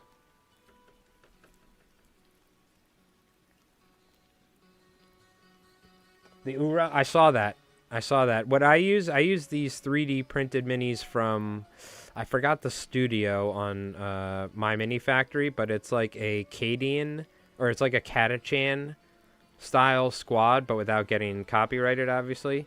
So they're unique enough, and they ended up looking like, I think, really good for Paragons, because they have that jungle look.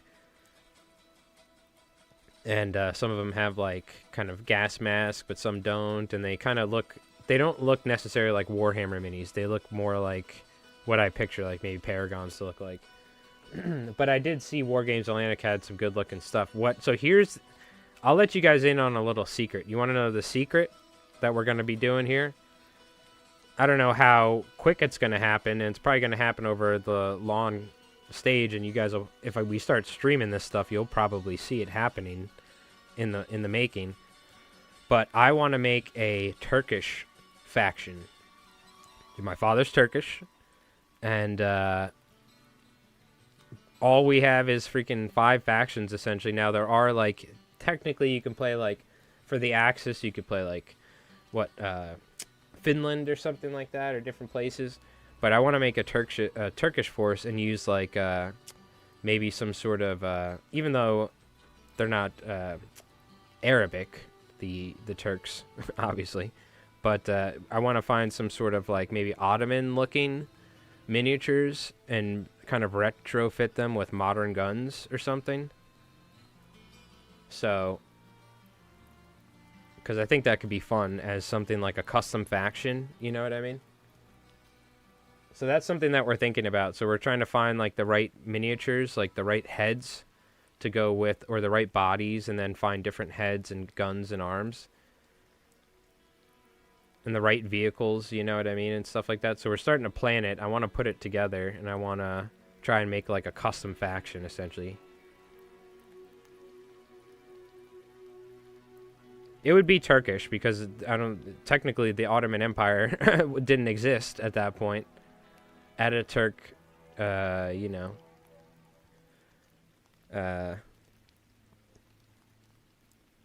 helped start Turkey, the country, at that point. But it would be Ottoman inspired, I think. Just like how there's Italian forces and they have that kind of Roman aesthetic, you know, so it's completely reasonable in that regard. So yeah, it is kind of like, you know, like Ottoman force. But it would be like World War II Turkish forces.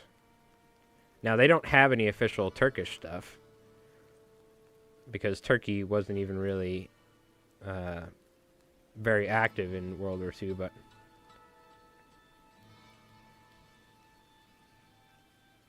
it would be cool. So that's kind of what I'm thinking. We can do some cool like Mediterranean battles where we have like olive groves and stuff, because I've been to Turkey many times. It's a beautiful country.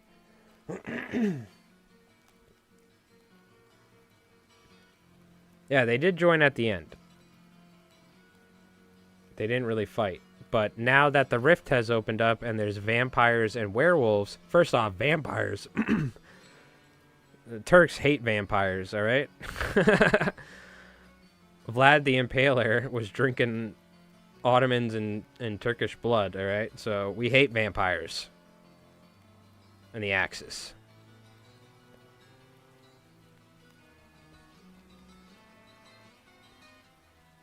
But there's some cool history and lore, you know, and there's a lot of like history and lore in Turkey that I could maybe try and like come up with some sort of cool proxy for some sort of rift unit. Some genetically modified like rift unit, kind of like how Trench Crusade had the Lions of Jabir. You could figure out some sort of Turkish mythology and come up with some sort of mythological creature that are like modified creatures, perhaps, or something. Because I don't know if they would mess with humans, but You could have a custom doner kebab character. Hell yeah, baby. No, it'll be a giant gyro spit. And the proper way, not like the Greeks do it. The Turks do it right. Slabs of lamb, not ground up lamb mushed together like a giant meatball. I don't want meatball kebabs.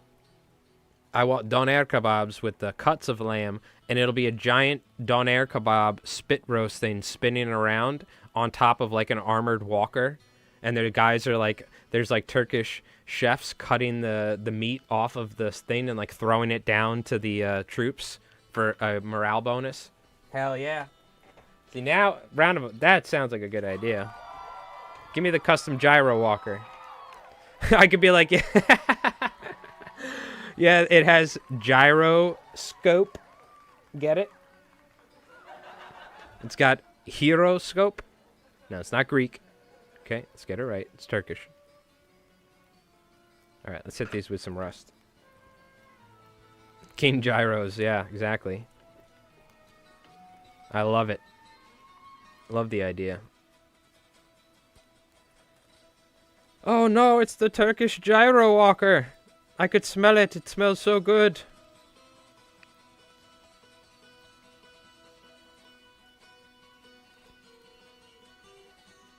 Like hookah powered steam vehicles. Like,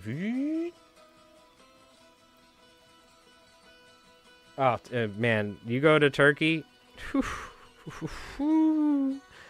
Lamb, beef, chicken, some of the best flavoring and spices I've ever had in my life, dude. All like char broiled, like cooked on fire grills and stuff. Like, oh my god. 100% hunger damage, yeah.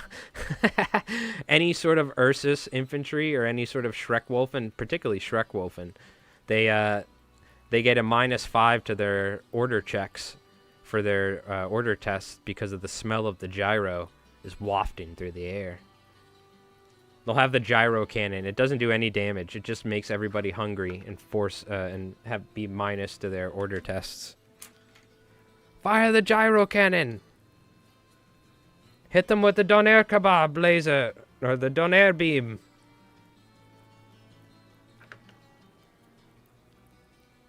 See, we're writing in the lore.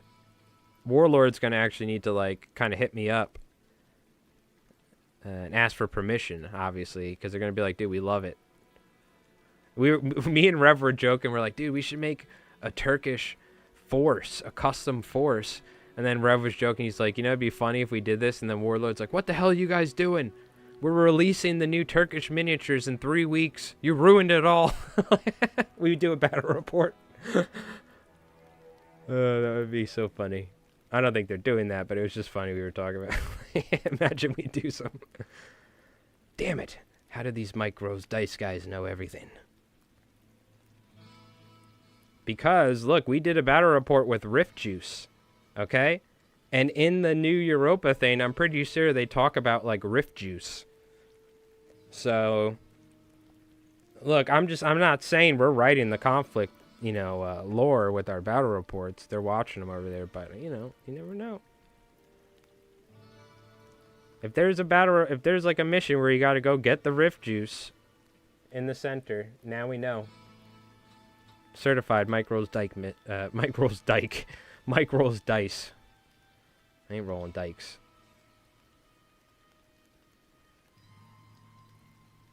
No dams around here, any sort of water things.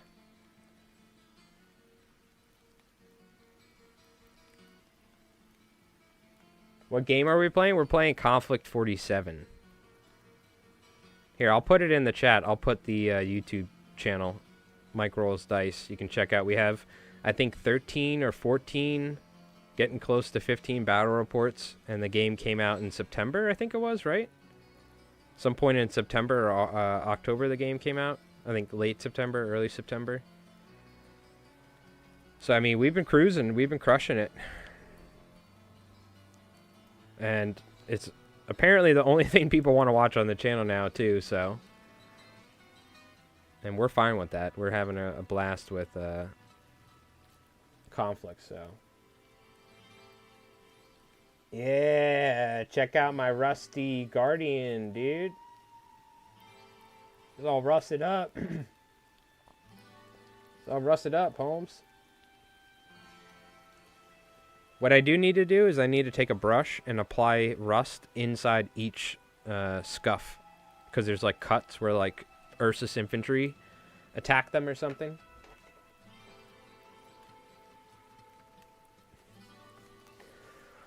How do I do this on this? You could just look it up. Mike Rolls Dice. It'll pop up on YouTube. I think where the algorithm knows us enough, if you type Mike Rolls Dice in YouTube, it'll pop up. I would have to pull up YouTube on the other monitor. Boop, boop, boop, boop, boop, yada, yada, yada. All right. Rusted up, baby.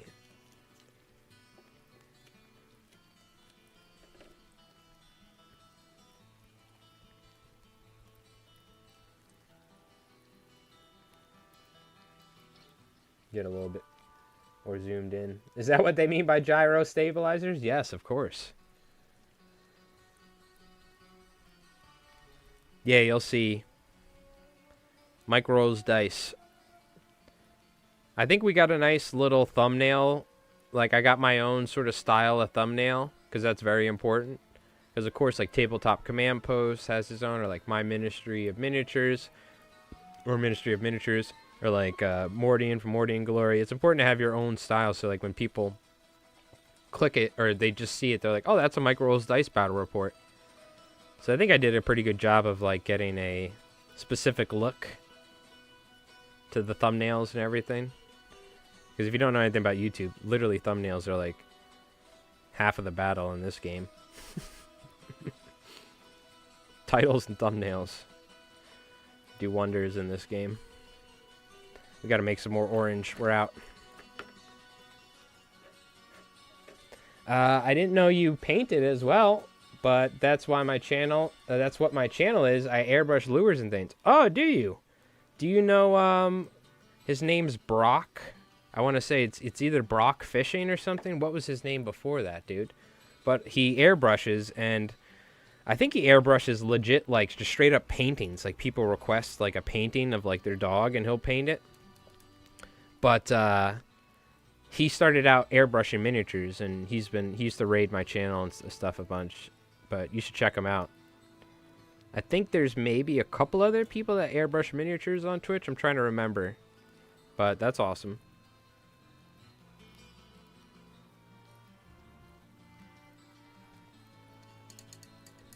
Yeah, I haven't gotten into airbrushing for, like, fly poppers at some point. I wouldn't mind airbrushing some fly poppers, for instance. So getting this, like, kind of extra wet is kind of nice because you can thin it down here.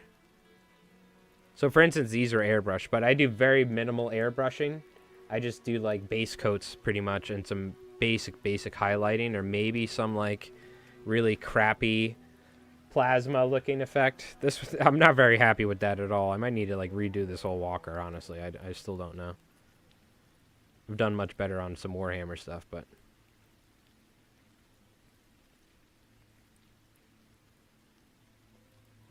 really hit that right there. Maybe the joints too. The joints probably are a good area to get rusty. I have to see what I can do about hooking me up with a couple poppers painted. I have to see what I can do about hooking me up. What are you trying to get? Fly poppers? You painting poppers?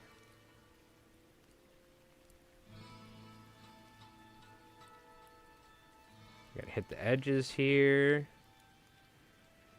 It's looking beautiful. Dude, it's so easy to do weathering with a freaking sponge. You just go to town on it. I was like, oh, I don't know, this might be tricky. No, it's freaking easy. Just hit all the edges. It's an old beat up walker.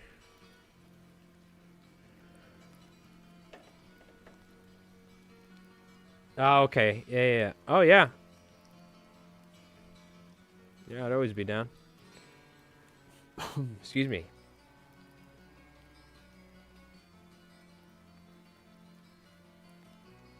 It's more rust on here. Looking pretty good. Just a little bit more. These edges in particular. Especially where I really laid in heavy with the white, I want to cover it up with the rust, kind of. So it's not super over the top.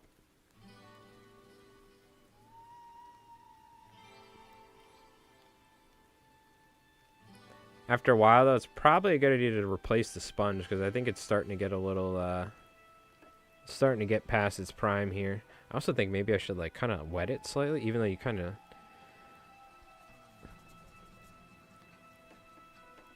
I don't want to get it actually wet. I just kind of want to...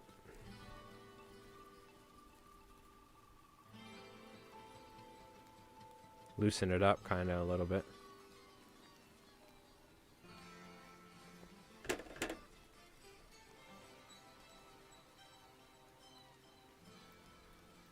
Also get a little variety kind of in the orange. Kind of gets a little bit more yellowish here.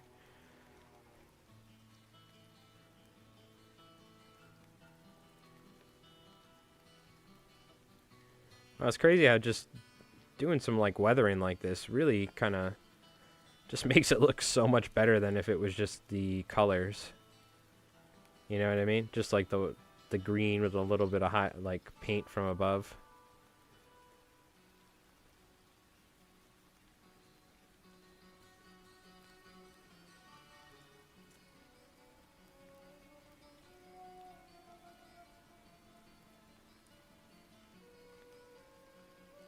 Oh yeah, that looks good. Kind of get the gun a little too. Ah! Oh, I gotta glue that on. I guess that was...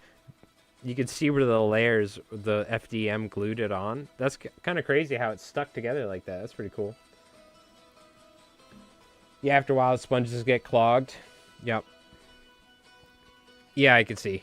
I'm starting to notice. But that's okay. We made it work. I'm going to glue this on, though.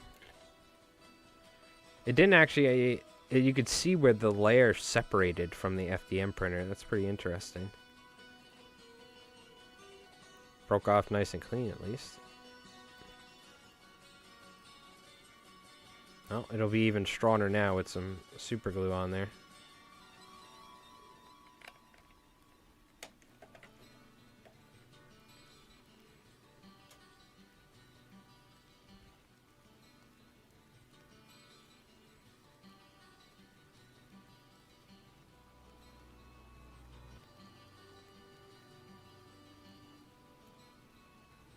There we go.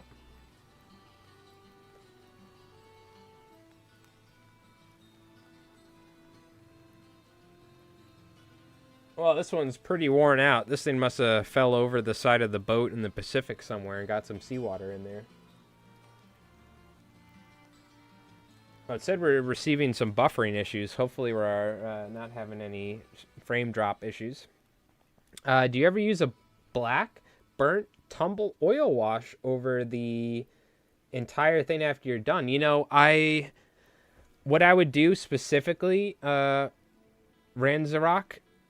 would take just black paint, thin it down super thin, and then just kind of wash the whole thing with it, kind of like that, and let it get in the recesses, which I may do that. You know what I mean? Rust comes from all the snow. Yep, exactly. Definitely the snow as well. Especially if they start salting the roads, you know what I mean? Also, I appreciate all the US K-47 battle reports that you've been doing. Not many people are putting them out. We've been trying to diversify on the channel. Shout out to Rev for having 3 different armies. I mean, there's only 5 factions, right? So, but I feel like there's some good... I feel like there's quite a lot of US ones, right? From, what is it? Is it Barefoot Miniatures? I think it... Or is it Badger or something? What's their name? I gotta check out. There's only a handful of people doing Konflikt videos. What's their channel name?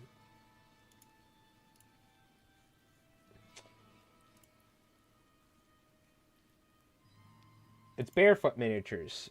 Yeah, Barefoot Miniatures. They do a good amount of US ones.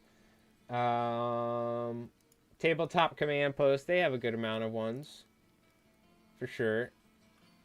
But we try to, I mean, they're my favorite army, for sure. The, what do you call it? Yeah, Tabletop Command Post. I think he's got a good amount of US ones, if I'm not wrong. Yeah, he's got the new one just from the other day. But yeah, we try to diversify it. We try to keep it, we try to mix it up. Yeah, Barefoot Miniatures, I think is their name or something. Yeah, good. They're a good, great channel too.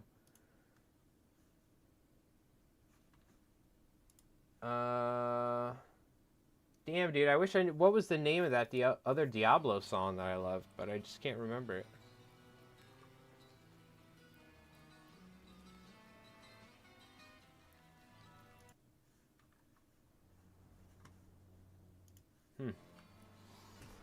All right. Try Tamiya panel liner. It's awesome. All right, Joe, I'll have to check it out. Is that like oh, is that for the recesses and everything you're talking about? Kind of like a wash? But yeah, it's funny. I was doing stuff like, particularly on my Blood Angels, like when I finished them off. Pretty much, I still haven't finished a single K-47 miniature. Like, all of my U.S. forces are very bare bones. I have to do so much work. We kind of got them just kind of table ready, if you will. And they just need a lot of work, you know what I mean? But for sure, I'd probably have a ton of like finishing touches to do on a lot of these miniatures, including like filling the recesses and maybe going back and doing some edge highlighting. I haven't done like any of this stuff on my Konflikt minis, so that's something I have a lot of work to do.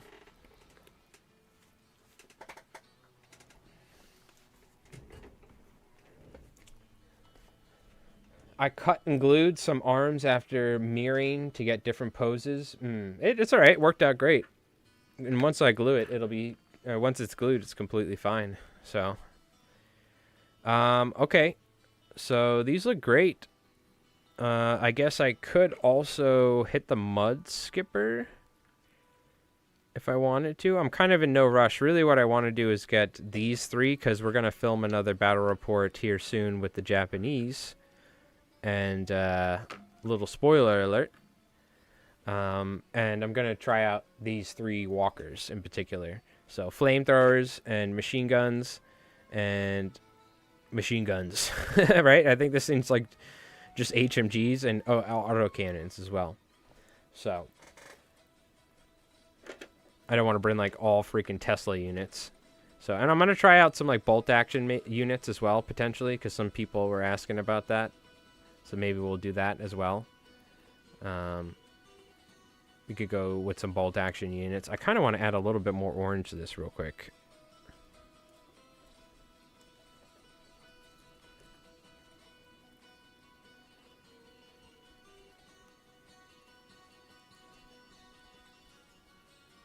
To this one before we move on. I don't know if we maybe paint the guns and paint the ammo belts is probably what I'm thinking we're gonna do. It's basically an ammo wash. Yeah, pretty much what I have used the, what do they call that? The washes that like army painter sells that you like coat an entire orc in, you know what I mean? And it ends up like kind of looking almost semi-glossy, but it fills in all the crevices and stuff. That sort of the dark washes. I've used those. But I've also found just like using black paint and like filling in all the cracks and crevices works really well on like Space Marines and stuff, for instance, without like, applying a wash to my nice airbrushed armor or something. But I'll have to check it out. What's it called? Tamiya panel liner. Okay, I think I've seen it before, in fact, while looking on Amazon or something. Also, dude, I forgot. Poor Amazon guy. I don't know why, like, I'm not in that much of a rush to get this, but I guess shout out the freaking Amazon driver. Thank God I shoveled the driveway and everything for him just so it'd be easier. But we got this in the mail when I went down, so let's take a look at it, because I just recently broke my tripod. I've had people complain about the camera being shaky. I use the camera that I'm using now in my hands, which is that that's on this tripod, but I hold in my hands. It's a Sony A6400 mirrorless camera. Very nice camera, but with like a starter kit lens.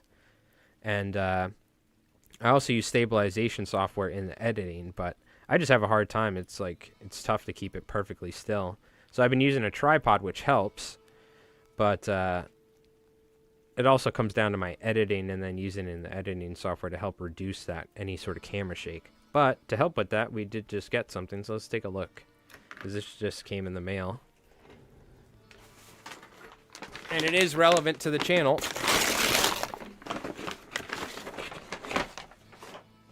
Let's take a look. A little handheld grip with a stand as well. It's like a stabilizer sort of thing, you know, just to make it easier to hold the camera. I do see that it's opened already, so this makes me think that somebody returned this. But I guess as long as it's fine. I mean, it looks fine. Also looks fully assembled. I don't know, I guess it's sold like this. Let's take a look. Because I'm gonna be using this for every battle report from now on. God, this is like, they really fucking, it's part of my French. They're like, just jam it in a bag. So this is the attachment points. I feel like somebody 100% tried this and then returned it, but whatever. Yeah, somebody definitely tried this and like used it. You can tell. It doesn't look like it's screwed up, but it's definitely opened. So, whatever. But yeah, there we go. Kind of have the camera set up here, and I can, I guess, have it set up where I want. And I can also put my, if I am going to record audio, I can do it up top, even though we haven't been doing that for our battle reports. But I mean, I think this should be good. Holding it like this next to my body. By the way, it was 16 bucks, so it's not the end of the world if it's not the best thing, but it's going to work for now. And the nice thing is I can set it down on the table like this. So when I'm like picking up dice and doing stuff. And then it's got the attacher up here for, I guess, if we want to put some lights or any, maybe I might get a like an LCD screen in the future. Something like that. So, all right, cool. Not bad. I just wanted to check it out real quick because we're going to be using it freaking like every day. Or not every day, but every shoot. Cool. Because you want to see what we're replacing here. We were using this, and look what happened on the ball joint. I broke the freaking leg, sheared it clear off while filming the last battle report, which is coming out on Wednesday, so we got this instead. All right, we'll see. We'll see how it works. I'll put this over here.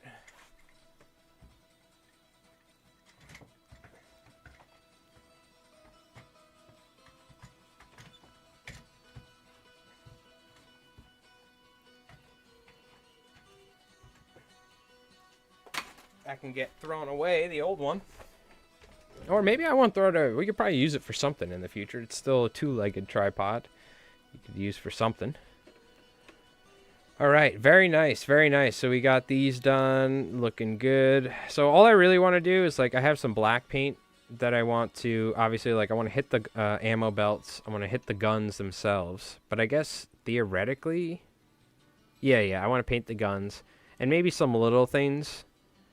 Now these areas sort of thing, now this is a 3D printed model, but it still has great detail. But the real official model, something like this, you have great areas to go with those panel depression. You know, you can apply the panel lining stuff, or like a wash, for sure. But, and there's some things we could use that for here. But really, we're just going to keep it pretty simple, and I think just hit the guns and the ammo, and then we're good. A bipod? Yes, a bipod. Thank you. There you go. You smart ass. No, I'm talking about the new custom two-legged tripod.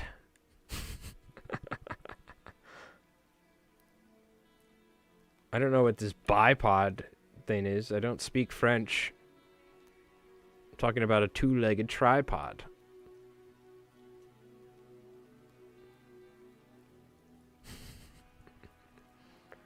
Maybe a little bit of red here and there. Maybe like a little bashing on some Nachtjägers or something. Nachtballen. Guardian smash. Big boy, Rev 3D printed these. I don't know. These are either STL files he found, or there's there's a crazy feature on there where you can like just put a photo in there and it'll come up with a model. It's actually pretty crazy. Who Shreks would be ready in 9 hours? Is that the giant walker thing? Where'd you get these, Rev? Are these STL prints? Did you find these on the bamboo thing? On the bamboo, there's like a bamboo marketplace, essentially, that they have for bamboo labs. But I'm sure you could find pretty much, probably on like Cult or My Mini Factory. Probably Cult. Also, if you haven't, check out the Konflikt 47 Discord that I recently joined. It's not like an official thing, I don't think, but I'm pretty certain like it's like the main. It's a very large Discord for a lot of folks that play Konflikt, and there's some other content creators in there as well. I recently joined, and they also I think have like people will share some like STLs and stuff over there. But I'm not certain where Rev got these in particular. These might be like the scan thing where you just put a photo in it and prints one, because they look like they have the cuts and everything on them. All right. So what are we gonna do here? I gotta paint some black for the guns, and we also want to do some bronze color for the ammo, which looks sick. The Kodiak, yeah, everything except for the linebacker here is 3D printed. All of the, and except for Roberta Wells here, all of these are 3D printed, these 4. It's much more evident when you look at this Kodiak here or whatever, or the Mud Skipper, I'm sorry, when you see the, if we zoom in here. This one is obviously a 3D print, for instance. You can see the layer lines, right? And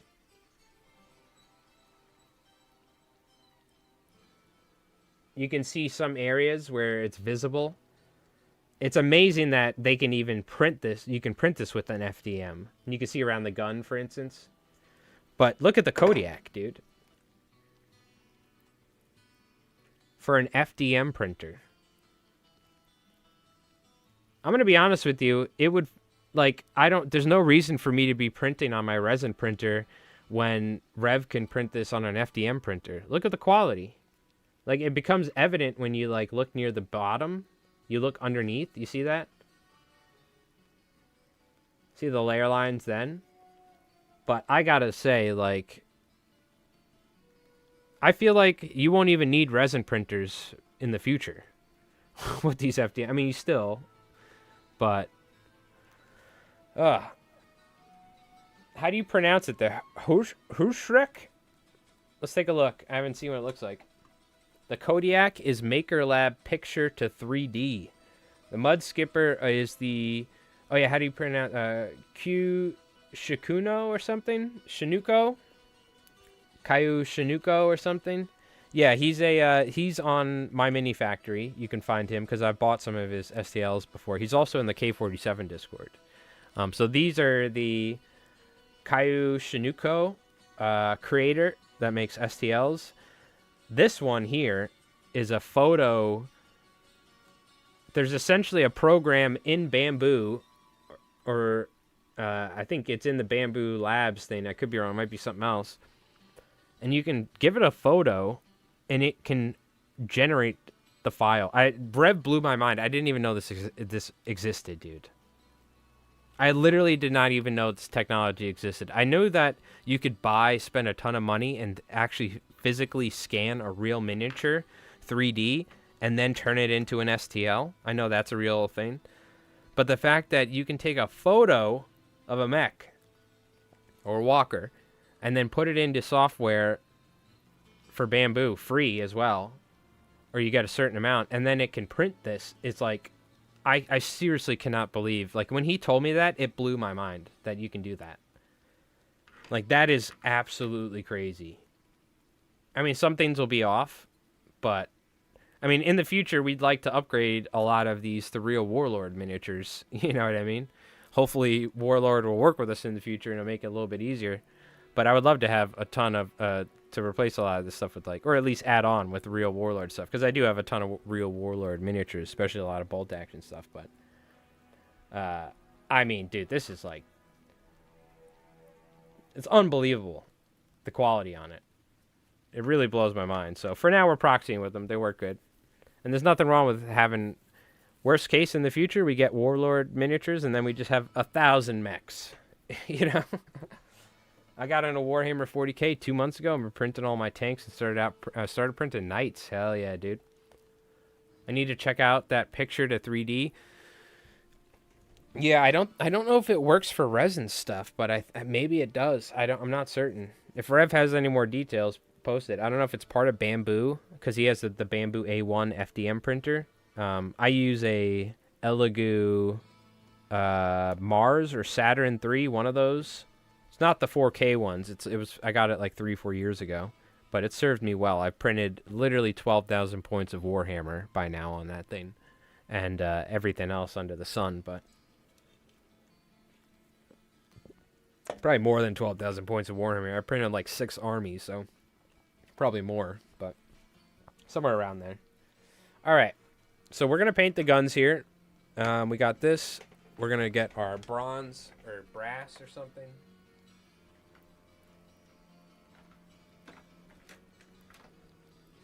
Yeah, let's go with the copper looking color for the bullets.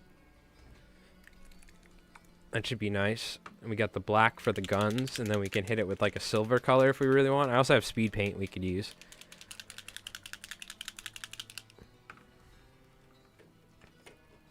Could use some silver speed paint after. We could also take this, we could take regular silver paint and we can use the sponge on top of the black and sponge on the silver on the guns. That actually might be better.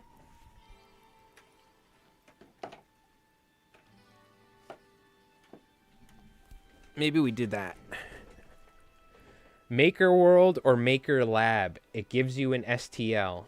I have a Bamboo Labs P1S and I absolutely love it. Okay, so there you go. Check it out. At least it works with it. Maker World or Maker Lab. So you could resin print it if you support it. Oh, okay, interesting. So it'll generate something like this. Then you could take it, put it in your resin software, like what I use, and then I could generate supports. Okay. So it's standalone. It's not necessarily it has to be with Bamboo. Okay, cool. But it obviously works with the FDM printer beautifully from the looks of it. Yeah, check it out. Maker World or Maker Lab or something. Okay. We also, a real quick one, I wanted to look at this, because we mentioned it. Rev's printing one. I don't even know what he's printing. Let's take a look. The Hirschreck Walker or something? Is it the giant one? Oh, it is the Locust. You're printing a Locust? Oh, hell yeah, dude. Okay. Pretty cool. Very nice. I built and broke mine yesterday. How did you break it? Squig, how did you break it? Damn, dude. No. Is it metal? Is that one metal? Or is it plastic?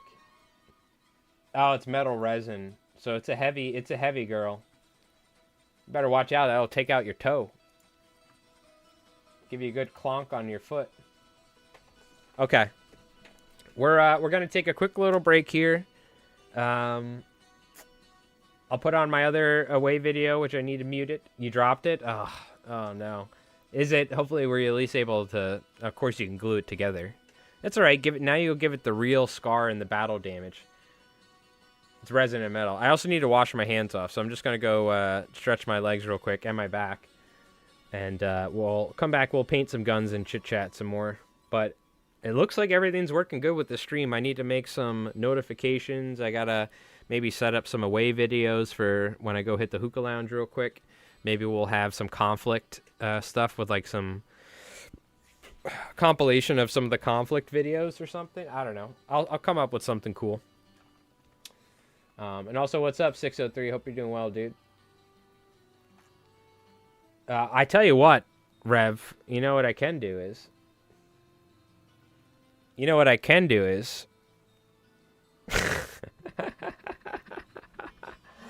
I could play my Halloween music from that I recorded for Twitch. That's not gonna get copyrighted. It depends how I feel like I couldn't play the whole thing though. It takes a while. But you guys could listen to like halfway through, and the end of it's a sick guitar solo. I'll leave it up to you guys. Do you guys want to just do you want to listen to this? I made this essentially for Halloween. On my other stream, I banished my alter ego, who is a rapper, Yu-Gi-Oh style, in the Shadow Realm, but in a musical battle. I'll leave it up to you guys. If you guys want to watch that while I go hit the hookah lounge and wash my hands and stuff real quick, we'll take a quick break. You mean your custom Konflikt lore video? This is actually the origin story of Colonel von Liechtenstein. Now I will say it's cringe AF. My alter ego Little Peacock does some rapping, and it's all fly. It's a song about essentially fly fishing related stuff, but it is cringe. So either go make yourself some popcorn or put your cringe blinders on. You know how they have for horses? They have the blinders so they don't like freak out when something happens. You may want to get your cringe blinders on. And your muffs, your ear muffs. But what we'll do is we'll play it, and I want to see how long it is. Maybe I'll play it halfway through or something. But I got to go wash my hands, and I need to, what do you call it? I'm just going to go grab a drink real quick, all right?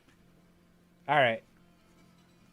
I don't blame you if you leave, but just be open-minded and remember, we consume a lot of cannabis around here, okay? So that explains a lot of it.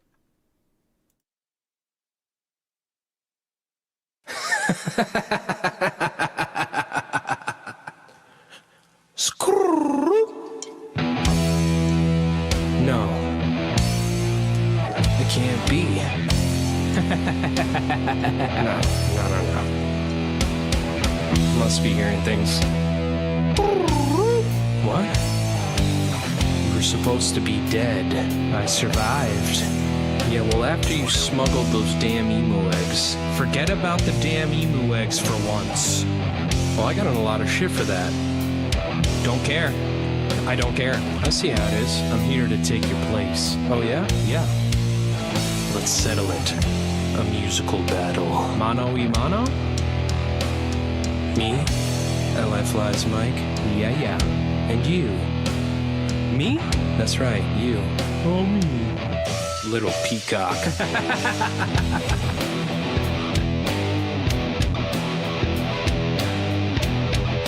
Introducing the competitors. LI Flies Mike versus Little Peacock. Mike Ross on the bass, and of course, Jerry on the motherfucking drums. Little Peacock, you were supposed to be dead. The Federales in Los Concito were supposed to take you out. Yeah, suck on this.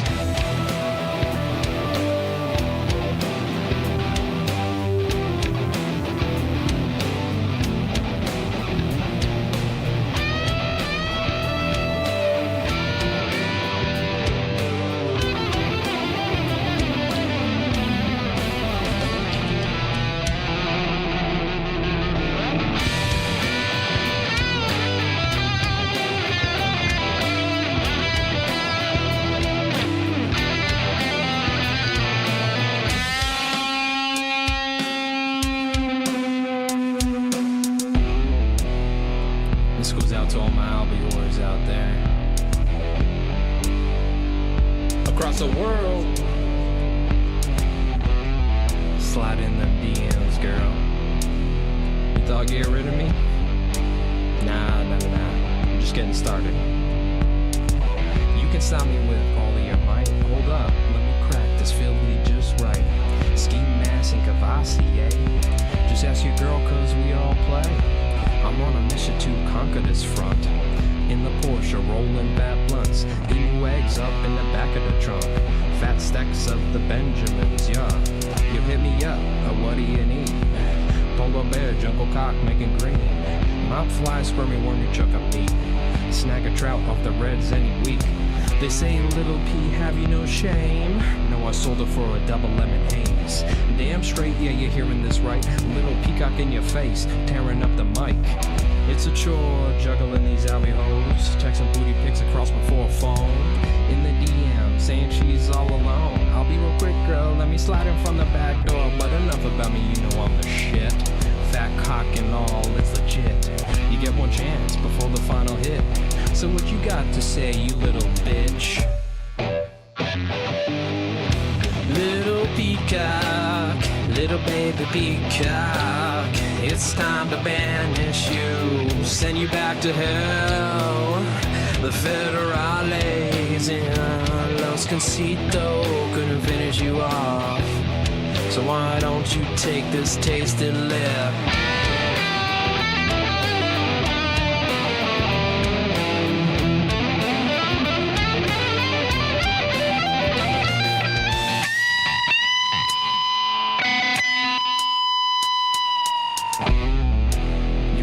You can get rid of me. You never learn. Sheesh. I'm invincible, cuz a true motherfucking immortal being. The whole zone there getting hot, burning up.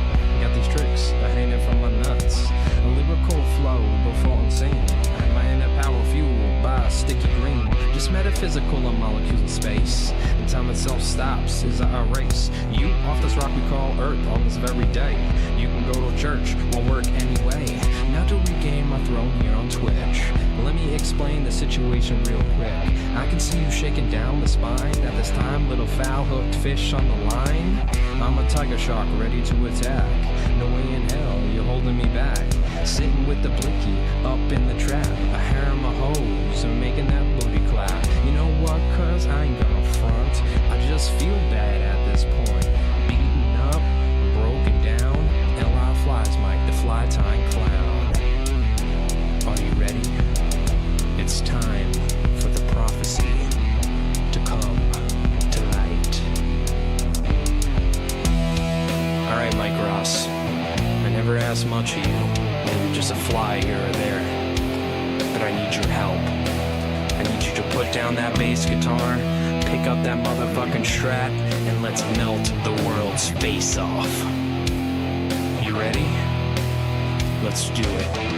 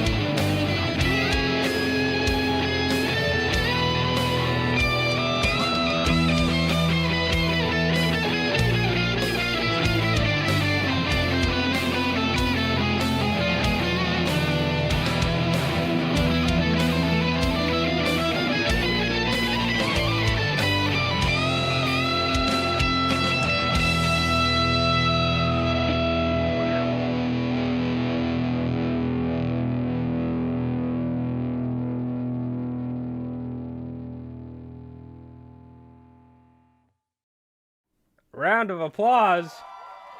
Round of applause for the Cringe Fest. Let's go, baby. It's on YouTube officially. People have been asking me to upload that song for my Twitch streams. They're like, yo, when you gonna put that song on? And people, on my fly tying channel. I'm never uploading that song on my fly tying channel ever. But it's been broadcast a couple times, so yeah. You could timestamp it, tell Mordian to pull it up. Okay. It's not on Spotify though. No. Poor Mordian stream's gonna have to listen to that bullshit. Don't do it. Don't do it. Come on now.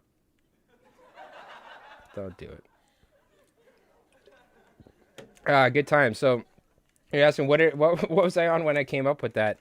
I don't know. That's what happens when you quit your job and you tie flies for a living and you start streaming to like 10, 15 people for like years, and you come up with a complex, deep background around the lore, which I thought was the Shadow Realm. Apparently, it's actually the Rift. We were in the Rift. That totally makes sense.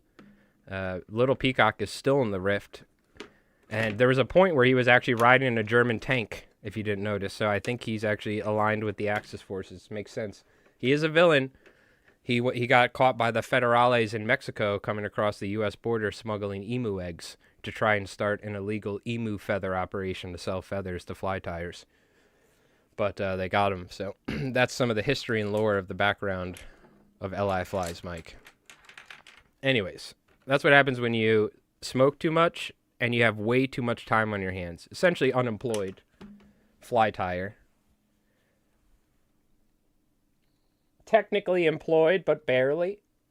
So, got to get that on on that mini. Yeah, give me a little Peacock mini stat when you guys can. That'd be great. Little Peacock with a ski mask. It's pretty much me with a ski mask. Yep. Little Peacock. Oh man, he is in the Rift though, so you know what I mean. He is technically in the Rift. Man, now it's like so silent after that. After that, whatever the hell that music was, it's so silent. We have to let's get some music going.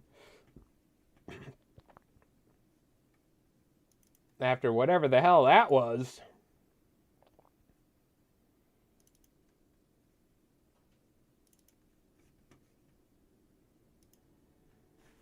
All right, let's do some painting, shall we? Yeah, that's when you have too much time on your hands. Oh, God. By the way, my brushes are crap. Okay? I cannot keep a good brush point. But it'll work. I hate to say it, I am one of those dirty brushers.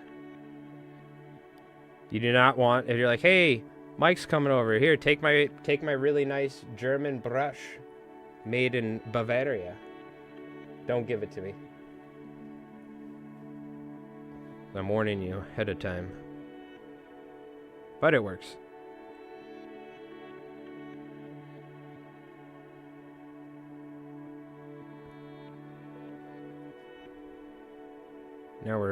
Now we're painting. I need to like stabilize my left hand.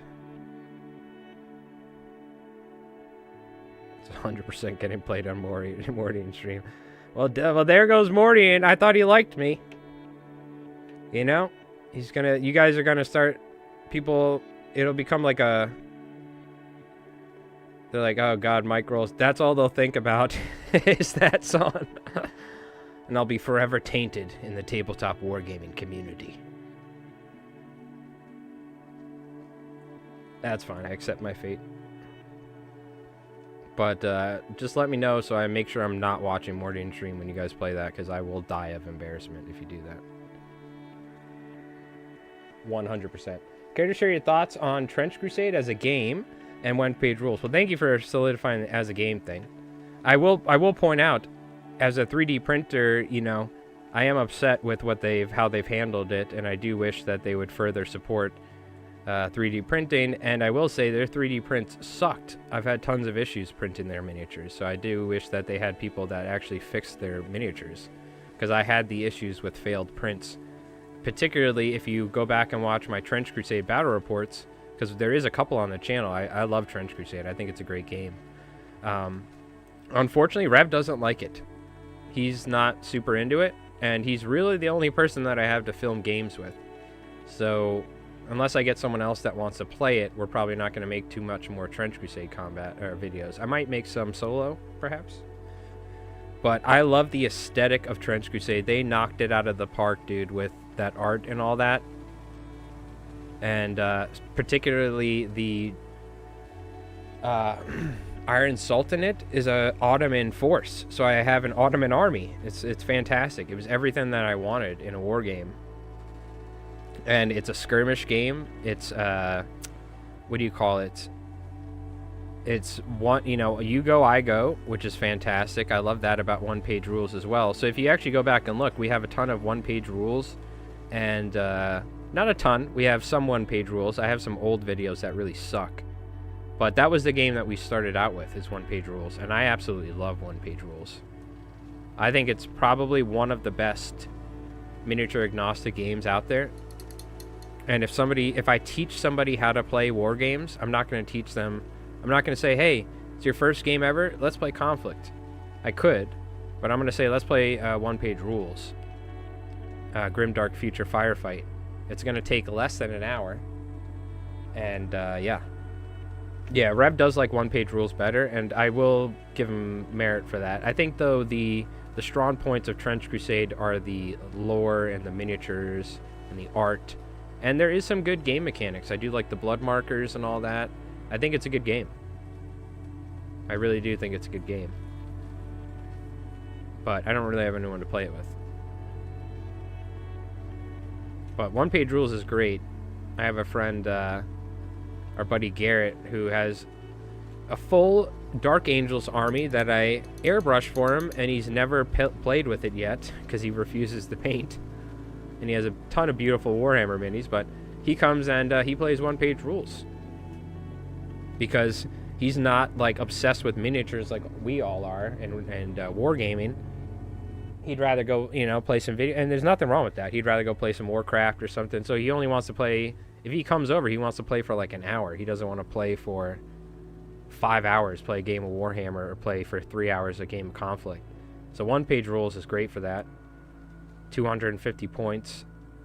We play Grimdark Future Firefight, and he can bring his, you know, he bought some miniatures off eBay, some Dark Angels minis or some Orc minis, so he can use those pre-painted and just bring over like 5-6 minis, and he has a whole army for a skirmish game. Last time we played, it's the last one-page rules battle report we played. It was me and my buddy Garrett. It's on the channel. It's the Orcs versus the Dwarves. He literally tabled me. He like never plays war games. He was like, this game's sick. I'm like, yeah, it is. You literally just tabled me with your Orcs. Sorry, let me get the camera set up. I'm getting sucked into painting, and I'm not paying attention to where the focus is. This is a nice, comfortable spot. I've found my spot to work. But yeah, one-page rules is great. I love it. One-page rules has a dice bag activation system as an option. Oh, I haven't joined their Patreon in a while. I was part of their Patreon for a long time, so I got the advanced rules. But I haven't seen their modified or the new advanced rules. And if they have a bag dice system, that's sick. I do like the alternate activations, though. It's like, all right, I'm going to go, you're going to go. You kind of have to think about... That does add a level of, like, gameplay mechanics where you have to think about what's going on. Though I do like the randomness of Konflikt. I kind of like the alternate activations more for one-page rules. But it is nice that they give you so many options. You can play the game in, like, 15 different ways. We've only done the skirmish style, but it has the larger version. Yeah, it has a full-size version, like Warhammer. And you're going to have a fair amount of miniatures on the table, I think, too. But I think their point system is like 3,000 points is similar to 2,000 points in Warhammer 40k. Is how it works, I think. In the larger scale version of the game.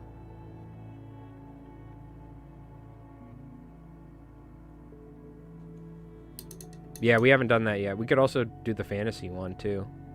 So we started out with the fantasy one because Rev... was DMing Dungeons and Dragons, so he got me into D&D even though I resisted, and I ended up later on like loving Savage Worlds. I DM Savage Worlds games. We haven't done it in a while, but that's my thing because all of our other friends play D&D, so I was like, we have to try something different for once. But he got me into D&D, and that's how we kind of got into miniatures, and he had all these D&D miniatures, and we were playing Magic Commander at the time, so we went to the card shop, and they also had Warhammer stuff. So we saw these Age of Sigmar miniatures, these orcs, and I was like, whoa, those look sick. They look like they were the orcs. They look like, kind of like Lord of the Rings almost style-ish. So we got into the fantasy version of the skirmish, and Rev was using his D&D minis, and I was using those. And then we got into sci-fi, and then we got into Warhammer. But we started out with one-page rules. Yeah. There's some good channels that make one-page rules content. Now, what do you guys think? Should I paint these areas black? Let's take a look, I guess. I feel like I probably don't need to do too much, honestly. I don't know what these are. I'm gonna paint it black, though. These little, like, giblets here. Do you think we should paint the flexible joints black, like a Space Marine or something? We could take a look at the mini, but, I mean, we don't have to pay attention exactly to what the mini is.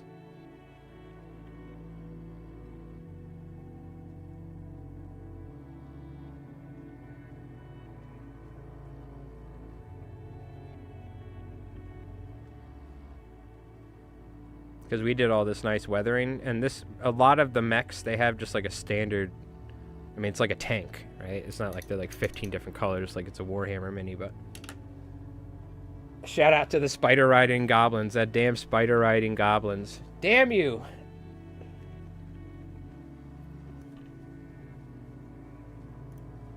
Damn you, spider riding goblins.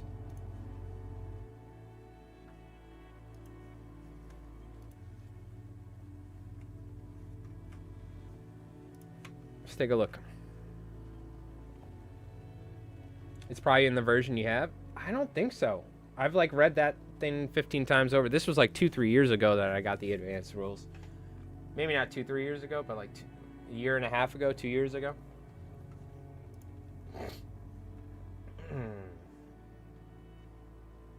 I don't think it is. Oh, well, this one doesn't have that.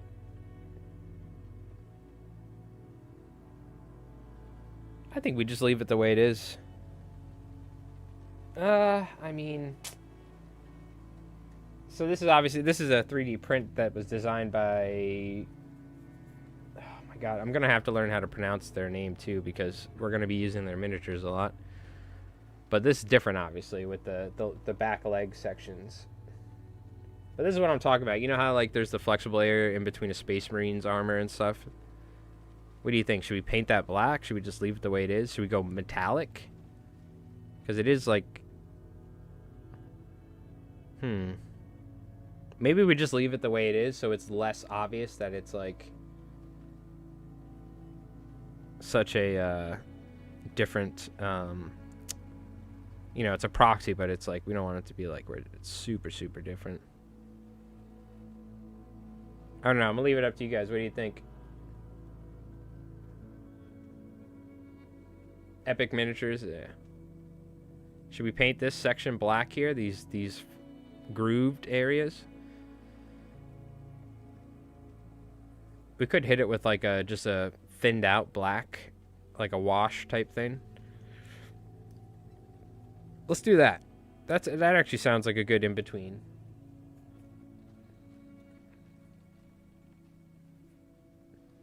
I did the ends of the chutes on the back to emphasize the jump capability. Yeah, well, I'm going to do that with, I'm thinking what I'm going to do that with, if you look at the official miniatures, I'm probably going to go and do it with the blue plasma color like I've done on the linebacker. Like this. Now, I did this overboard. I want to touch up a lot of the metal because I kind of did the objective source. I feel like, though, maybe if I can do some sort of cool 3D print, you know how, like, Play on Tabletop how they have that one sponsor that makes the 3D effects that stick out of guns. I wonder if we can find something where it's like a Tesla lightning beam that I can stick in there and then make that super bright. Because otherwise, my objective source lighting, I went way overboard. I got to touch some of this up. I guess the lights also I was thinking were blue, but I don't know. But I'm going to do blue probably for this. You know what I mean? Yeah, what's going on, Private John? How's it going?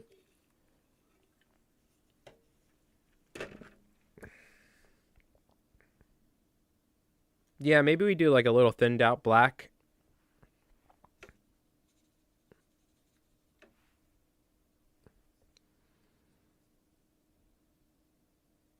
Just kind of darken this area ever so slightly. So I'm just taking like, if you can see on my brush here, I'm just taking where the black is, where it's very thinned out, getting it on my brush, and then just getting water. And I'm just essentially making a pseudo wash. Hobo style is what I call it. Hobo style, baby.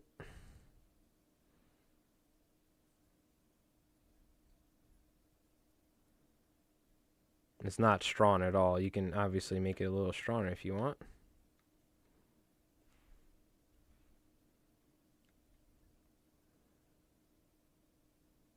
Just because we have those grooves and recesses, I feel like it'd be a waste to not get that darker color in there. Now we could just coat the entire miniature in like this sort of pseudo wash.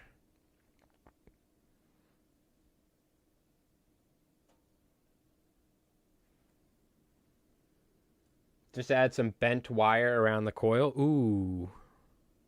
That's a good idea, actually. You're right. Like, you can make a lightning coil out of wire. That's actually a fantastic idea. Round of applause for Rev. Great idea. And then I can paint that a very bright, vibrant blue, and that'll give me the objective source lighting that I'm looking for. Great idea.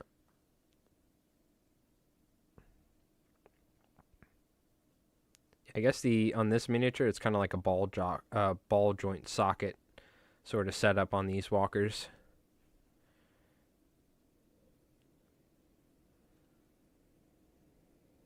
And where does it go here? All the way around like this?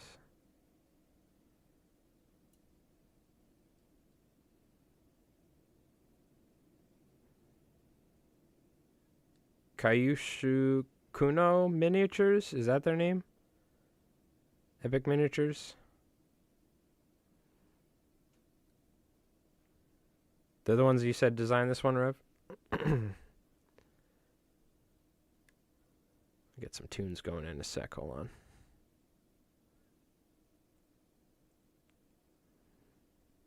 You can even get a little bit of this stuff on the edges as well.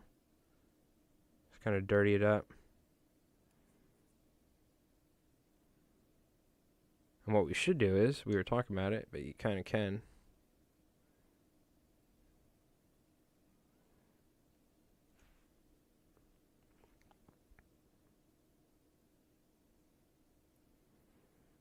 We'll really get the pronounced dark color in between the panel here by just running a wet brush with the dark paint.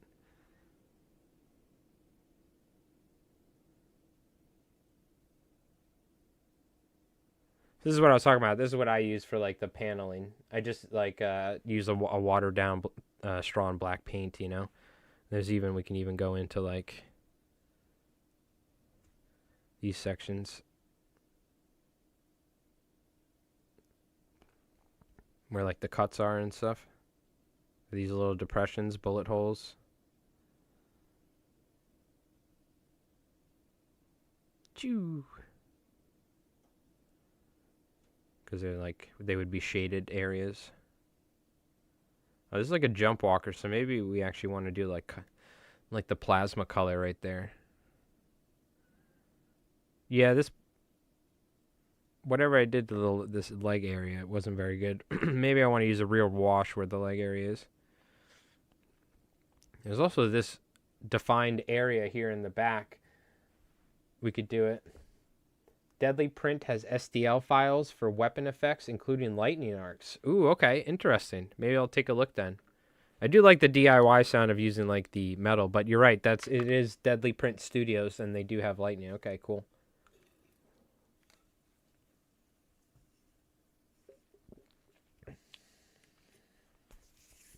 The Mud Skipper.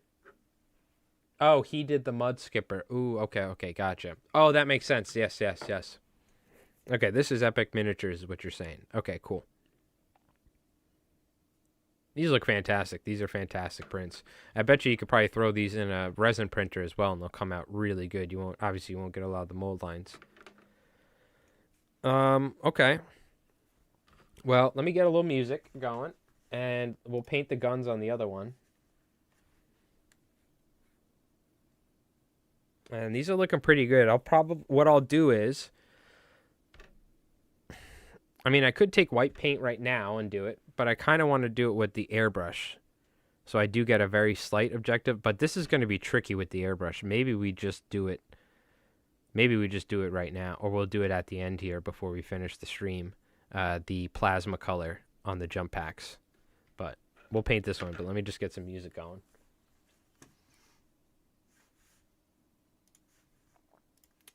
Get a little tunes going. What's something that's...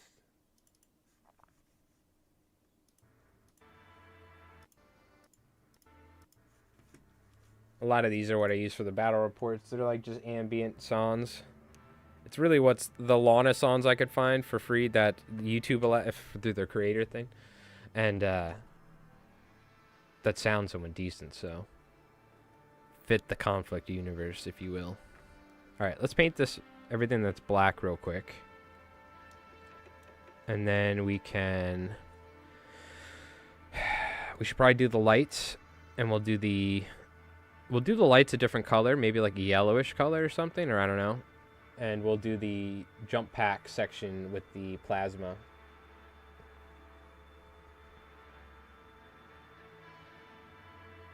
We'll just paint this stuff real quick. It's pretty simple because the majority of the miniature is, what do you call it? Just the standard color.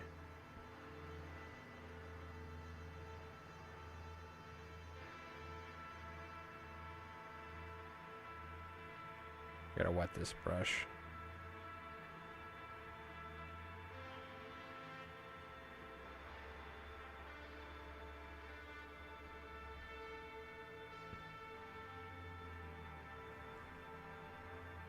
I gotta say, I'm really impressed with the weathering.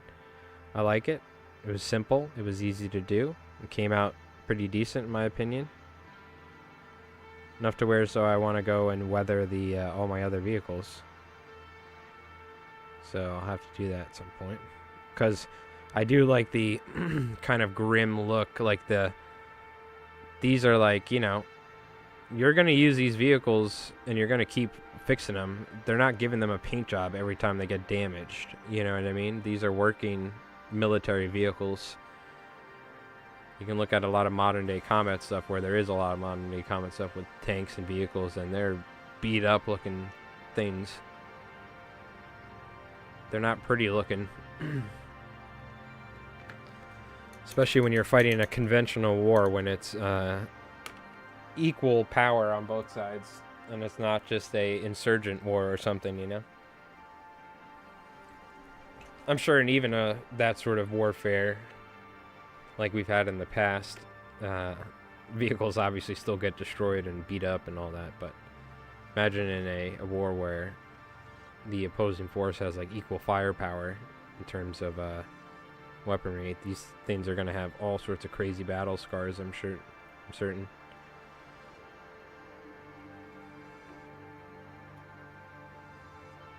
I wonder what if Konflikt was real, what would be the probability? Well, I guess we have the numbers, huh? Because it's a game, but screw the game. Like, just imagine it was like real, like we lived in this alternate reality. What are the chances of this guy surviving a freaking Schwerfield cannon overloaded. Like, in this suit. Probably, I don't know. I guess depends how good they welded the armor back in Detroit or something, you know? It seems probably pretty dangerous. Seems like maybe something you don't want to take a hit from. Or overloading a Tesla cannon inside of a mech. Or a walker. That's probably not a fun experience to feel as the pilot. Because I'm assuming what happens is, like, the whole mech, like, gets electrocuted from, like, you know? I don't think the Tesla just explodes next to it. It probably, like, the whole thing shorts out or something. Fries the guy inside, the crew. You gotta be, they always said you gotta be special to be a tanker. And it's probably the same to be a mech pilot. Like in World War II, you gotta be a special person to be able to be like a tank commander or something. Because it's not fun when you're in a tank and it gets hit by a freaking, by a Panzer IV or something, you know? And you're in a Sherman or whatever.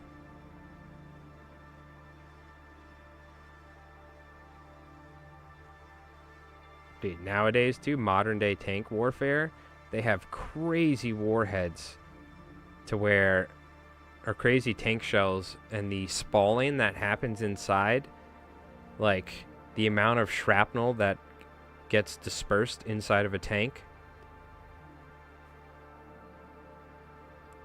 like, yeah, I don't think you could pay me to get in a tank nowadays.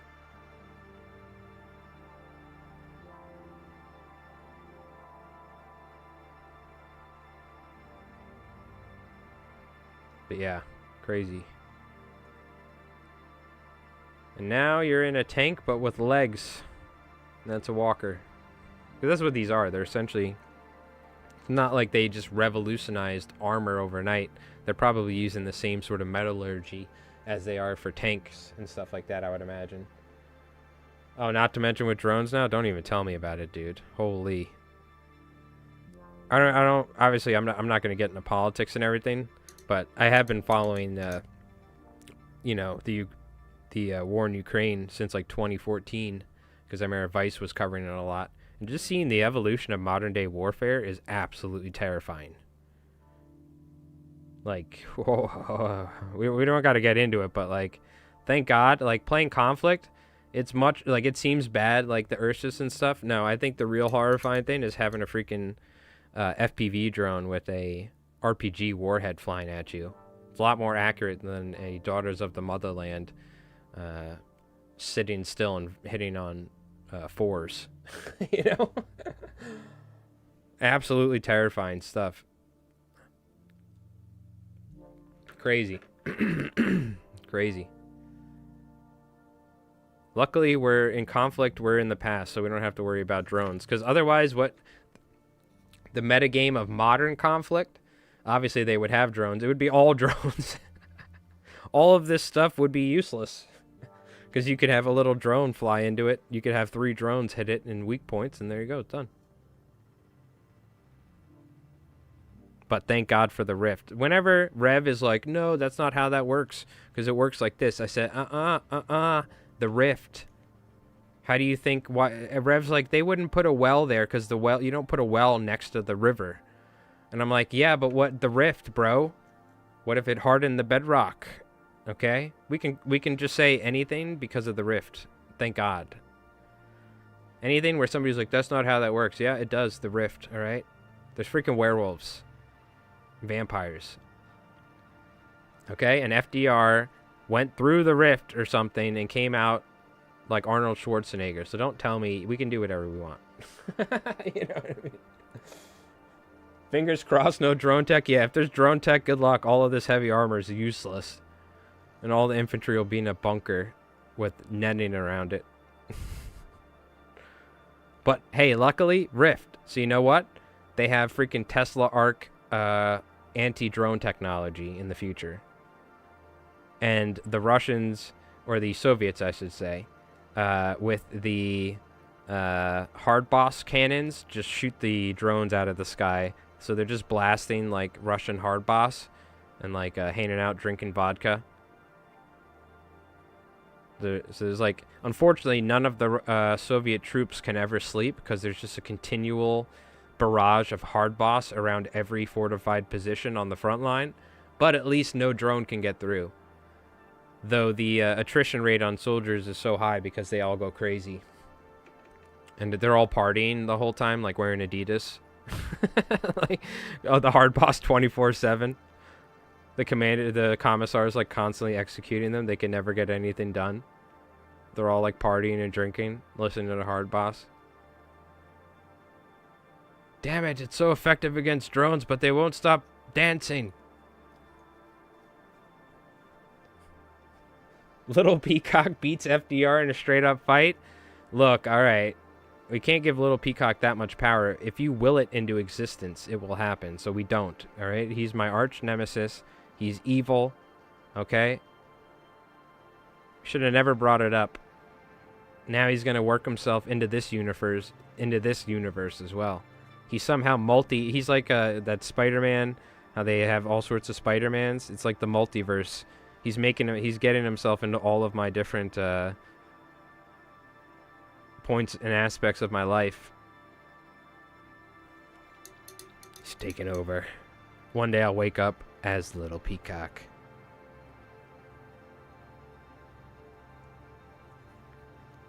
Alright. Oh, that's part of... I thought that was like a hair from one of my fly tying stuff. I think it's a... what do you call it? Part of the filament. But can he beat Super FDR? No, he could beat regular FDR in the wheelchairs. That's what you're saying. No, wrong button. Yeah. Not Super FDR. Just like old FDR. Yeah. With polio or whatever. Yeah. Oh, that's funny. That'll make you laugh. Oh, that got me good. Super FDR, though, he comes back in time. So there's like FDR in the wheelchair and Super FDR, and he saves FDR from Little Peacock, banishes back to the rift. Thank God.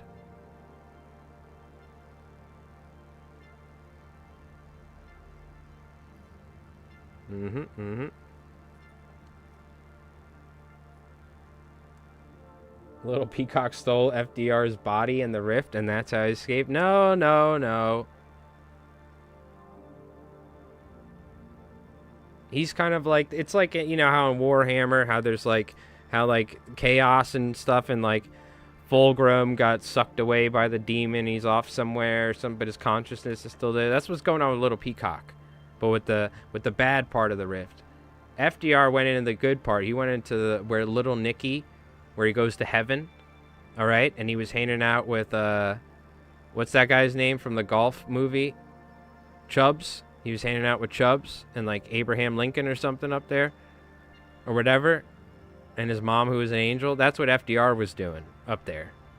Meanwhile, Little Peacock he's like, he picked up a sword he found in a pleasure cave, and now he's like, a demon's got his soul.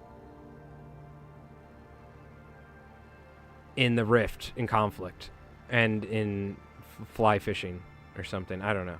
Something like that. You decide. But he's banished. He may come back, though. You know what I mean? It's like GW. They come out with a Fulgrim model. He comes back. So you never know. We might get a Little Peacock model. Oh, God. Luckily, we've gone crazy with our Konflikt videos. And we put wyverns, we've had Dracula. So we could kind of just do whatever we want at this point. You know what I mean? And I think you folks that watch it, they'll be like, whatever.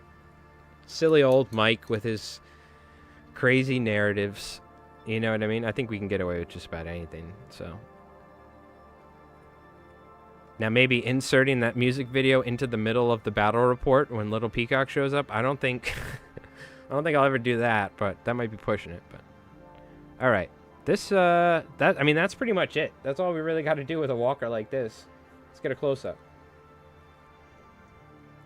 Little Peacock is like Elric, exists throughout the multiverse like a degenerate Elric, and I'm also here for that as well. Okay, well, there is multiple Little Peacocks, too. Maybe I'm one of the good Little Peacocks in our world. Yeah, it's simple enough, right? Now, what I want to do is let this dry. I want to add some, like, silver sponging to the guns, is what I'm thinking. Thoughts? I feel like that'll look pretty good. Little Peacock lives in the part of the rift where they steal the rims off your linebacker. Yeah, that is true. Where there's, like, bodegas on the corner, and they're not rolling Dutch Masters and Phillies. They're rolling, backwoods. It's like they're smoking a straight up leaf. What the hell are you doing with that thing? I remember my buddies, like, we were in, and this is funny because we, like, grew up, it's not like we're in a rich area on Long Island, but we're in, like, the lower middle class area, but there's, like, a much poorer area, right? A place where Little Peacock would hang out. That's, like, up north from us, and that's where our friends were. And so we'd ride the bus to go to them. And I remember we went to their house, and this is when we were in high school. And he's like, yeah, let's go to the bodega or the deli across the street. So we went, and I'm like, we're going to get a Dutch Master. The dude goes and gets backwoods. And I'm like, okay, I've never smoked these before. It's like literally a goddamn leaf. It's like taking an oak leaf, and they like wetted it up, and they folded it over and put tobacco inside. I said, how are we going to roll a blunt with that? It was freaking Crazy Frank, Rev. The one that was calling me at 3 a.m. telling me he was like, unfortunately, he definitely got some issues or something, but I'll never forget that. I was like, Frank, what the hell are you doing, bro? We can't be rolling up with that thing, man. So that's where Little Peacock hangs out, where they sell backwoods. You know what I mean? They don't even have fresh Dutches. Unbelievable. Unbelievable.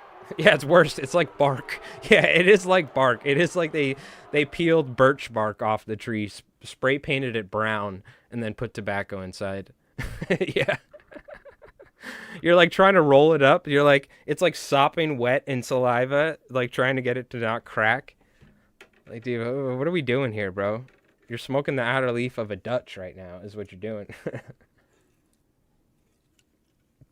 Oh, God, I'll never forget. That made me laugh. I got so upset with him that day. I'm like, what the hell is this? I'm like, we can't smoke this. Nonsense. All right, what are we doing? Metal. Plate metal. I also want to do some bullet color. We'll do that in the back. I'm going to try and sponge. We'll see how it works.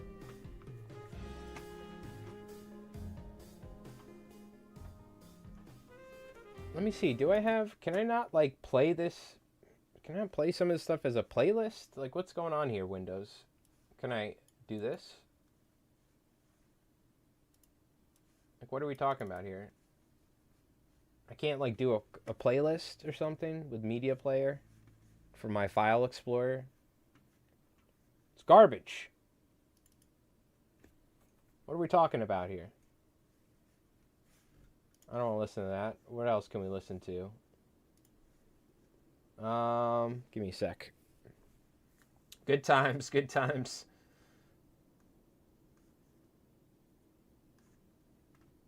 Yeah, luckily none of us, like Frosty, Rev, we never, we stuck to the good stuff. I was a Philly guy. They like the Dutches a lot, but,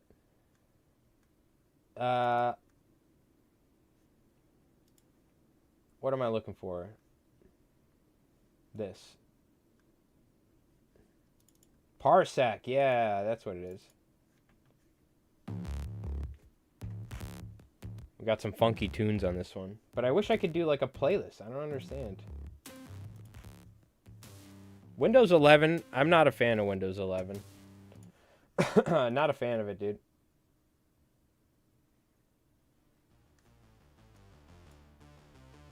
Put on some random tunes. Dutchies, yep. Alright.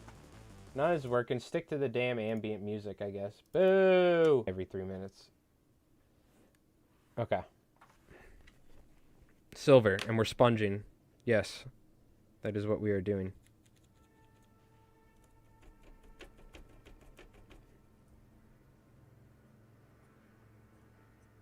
I'm just going to sponge the guns with silver.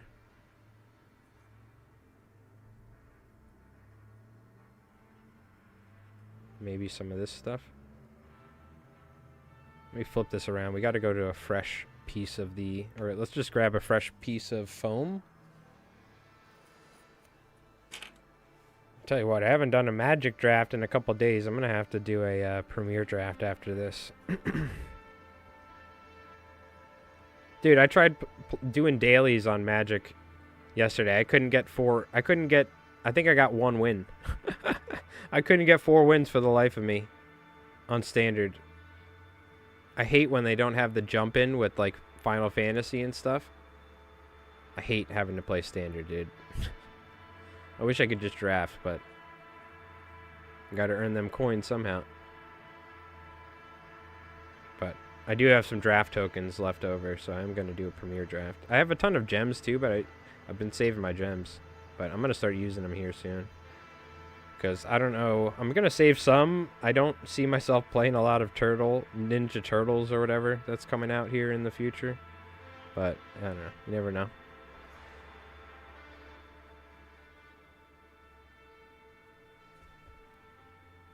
Just hit the guns with some silver and some of the black metal areas. We'll hit with some silver as well.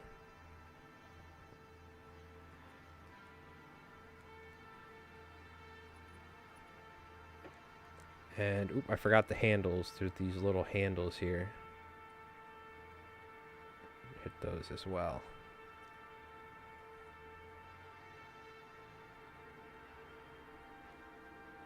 It's okay if a little silver gets to other places too. It's a metallic walker. You know what I mean? Let me get it to where it's comfortable and then you guys can see what I'm doing. And I think what I should do is get some more rust on there.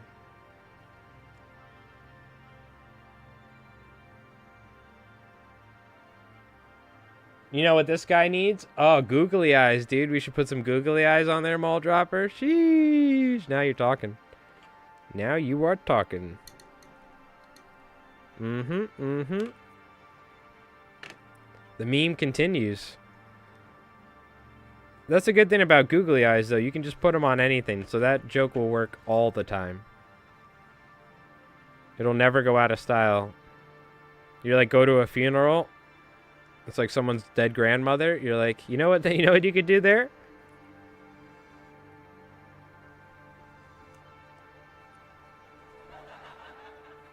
Googly eyes.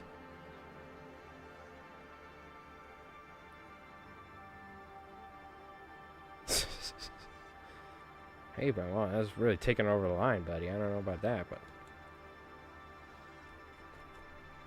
I feel like that's like a Mad TV skit or something. Googly eyes. It's like, oh, Mall Dropper, you're so funny. You go to like a funeral, they're like, Jesus Christ, have some respect. You put googly eyes on someone's like dead grandmother or something. Come on, guys, look, googly eyes. Whoa, wacky.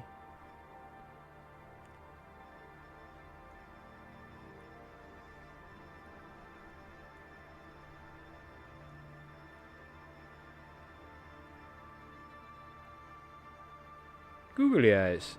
You can spice up any occasion. It's like an infomercial.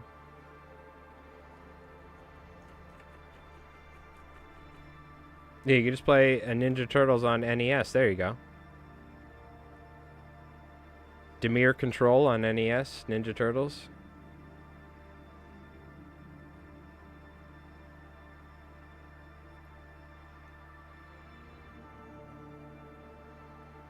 Hell yeah, buddy.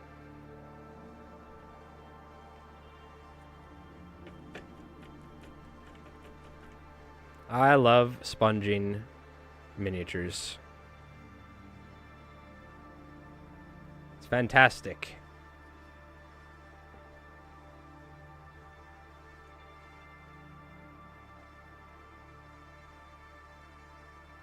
I get a little, tiny little silver on the edges here. That's fine. Knuckles, maybe? Yeah, why not?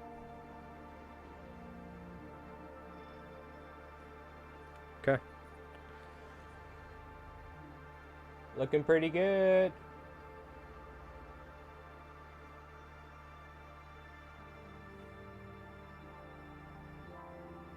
It's a thin gun, but it's quite durable, the FDM.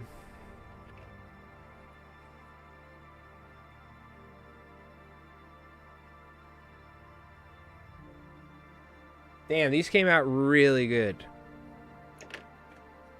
Alright, now everyone's gonna be like, wow, Mike, you did such a great job on that miniature.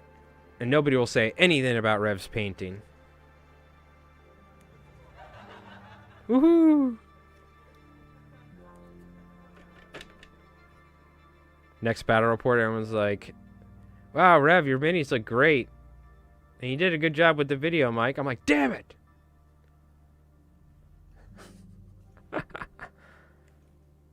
Whoa, somebody call Keith.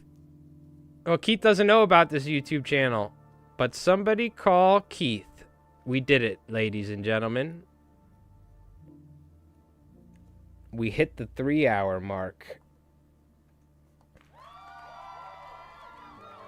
So me, when I do my fly tying streams, I usually end the stream like 2 hours and like 40 minutes, 45. And I'm always like, I want to try and stream for 3 hours. But I end up talking a lot. And I'm not just talking, I'm like, you know, a lot of times we're talking about fly time, we're doing this and that. And I end up getting like, so I'm like, dude, I can't stream for 3 hours. My voice gets shot, whatever. And I'm also like fly tying, so it's like much more intensive. But I just end up like, all right, this is good. And I was like, all right, yeah, we streamed for about 3 hours. And somebody left a comment on my Li Flies Mike YouTube on the stream. And they were like, 3 hours? Yeah, right. And I never replied to it, so it's stuck on the front page of my YouTube studio, which is the dashboard I use for my YouTube videos, like in editing and everything, or managing it all. So every time I see this dude, he's like, yeah, 3 hours? Yeah, right. So every time I would end the stream, I'd be like, all right, we're getting close to 3 hours. And I'm like, damn it, we didn't make it. I'm sorry, Keith. So that's a little lore behind that. But we did it. We hit the 3-hour mark. Well, to be fair, I'm sitting here painting. And time flies by when you're doing this, so. Kind of not, I just look at chat every once in a while, make sure the camera's in focus. So it's a pretty nice, relaxing stream for me to do, compared to fly tying where it's a little bit more labor intensive in terms of working the vise. You know what I mean? Working that vise. Makes it sound like a stripper pole.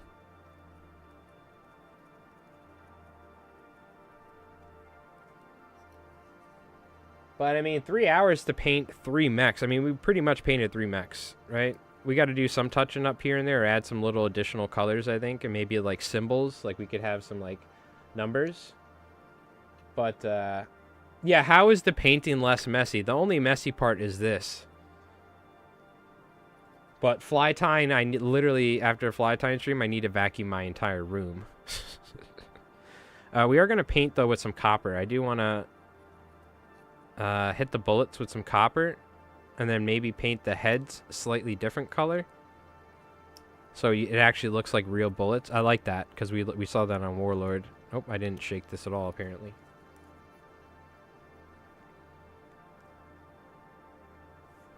We'll put ours side by side. I did the same ones. Okay, good. I'll make sure in the video, randomly it pops up.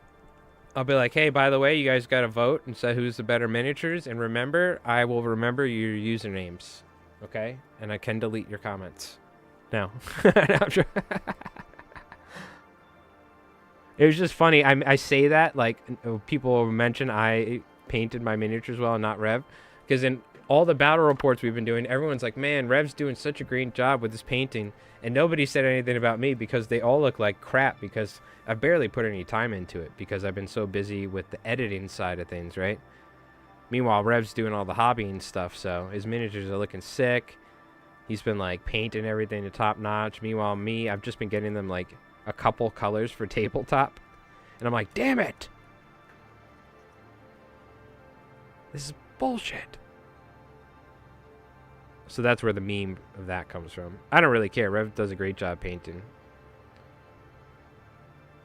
I just want him to look decent enough. I got a little too much brass there. I have to maybe make that rust color. I have to be careful. I went a little too overboard there, but that's all right.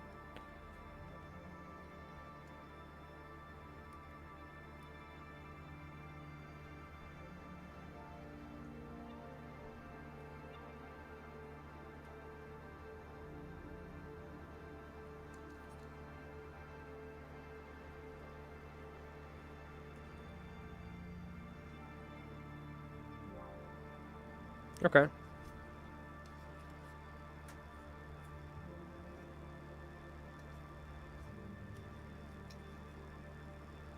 Yeah. You know, there's brass there. Look at this. I just thought of this, too. You see how there's brass there? Oh, no. I got brass on the metal. Yeah. Well, what happens when you shoot guns a lot and you're shooting brass? You literally get, like, brass and stuff build up. So why not get a little bit of brass there? Because this thing's shooting, like, thousands, or not thousands, but probably hundreds of... What? 30? I don't even know what this is. Probably, oh, they're 50 cals. They're HMGs, right? So yeah, we'll get a little brass on the edges there. It's like, it's been shooting so much brass that the brass, like, the micro brass particles from it, you know, the belt Fred machine, like, you know, like that. It's like rubbing on the metal right there. Each round it rubs on it, so it's like kicking up brass on the edges. God, you know, that's the great thing about miniatures, right? You can picture that stuff in your head, stuff like that. It makes it a lot more interesting, for sure. Nice. Yeah, it looks good.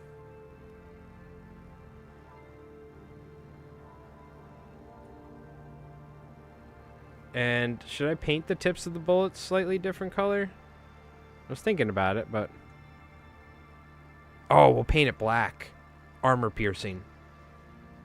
Armor piercing, 50 cal. Easy. Black tips. I don't know if they actually have black tip 50 cal ammo. Like certain 5.45 or 5.56 rounds or whatever.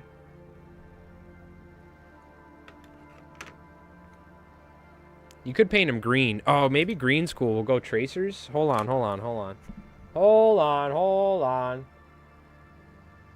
What color should we paint the point of the tips of, or the actual bullets, not the brass casings? What, even though there's really no defined bullets on here, what color should we paint the bullets?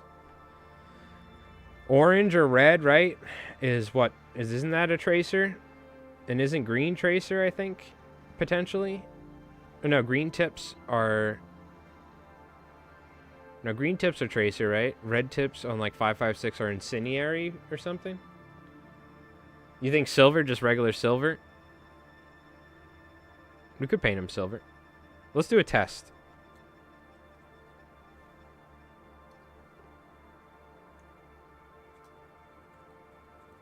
Because we could do like black tipped or like green tipped ammo.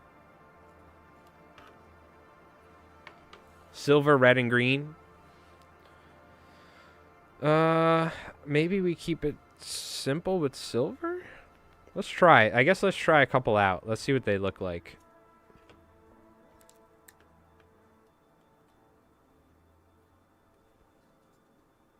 Silver is usually AP. Okay.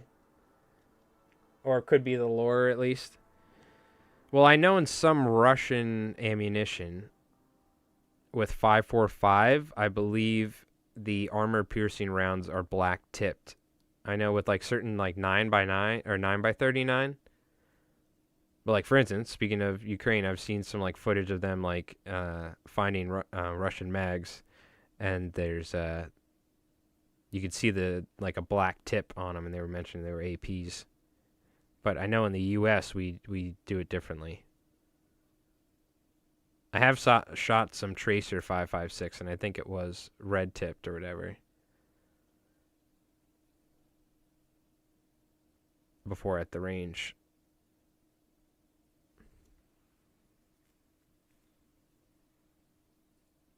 Yeah, silver looks decent. Yeah, you're right. Silver looks pretty good on there too. Green would look so rifty, so maybe just silver. Yeah, because it is just an HMG, right? It is not a... Because I use green in a lot of my Axis Rift weaponry, so that's also a good call. Maybe we want to keep it simple in terms of colors, so people don't think it's... I'm thinking practical, but yeah, in Rift terms, there's tons of green and blues and all sorts of... So we don't want to mix it up. That is a good catch. Good catch. And I think the silver does look good. Yeah, I've only shot target ammo, really, for the most part, or whatever I've ever bought 5.56, so I don't know much about actual military grade 5.56, what it looks like in different rounds. Or 50 cal for that matter. I've never shot a 50 cal, certainly, in New York at least. Don't got many of those floating around. There is some dudes that used to bring Barretts to the range, but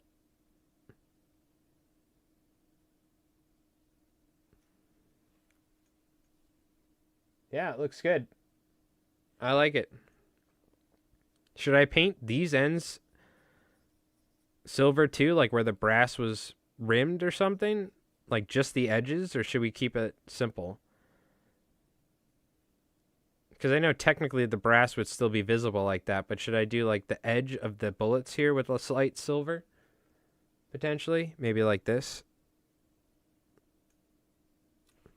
Man, this metallic paint sucks when it comes to drying your brush out real quick. It's kind of like this. Yeah, I like this. Just a little. Just a tiny, tiny bit. To give it some other metallic look.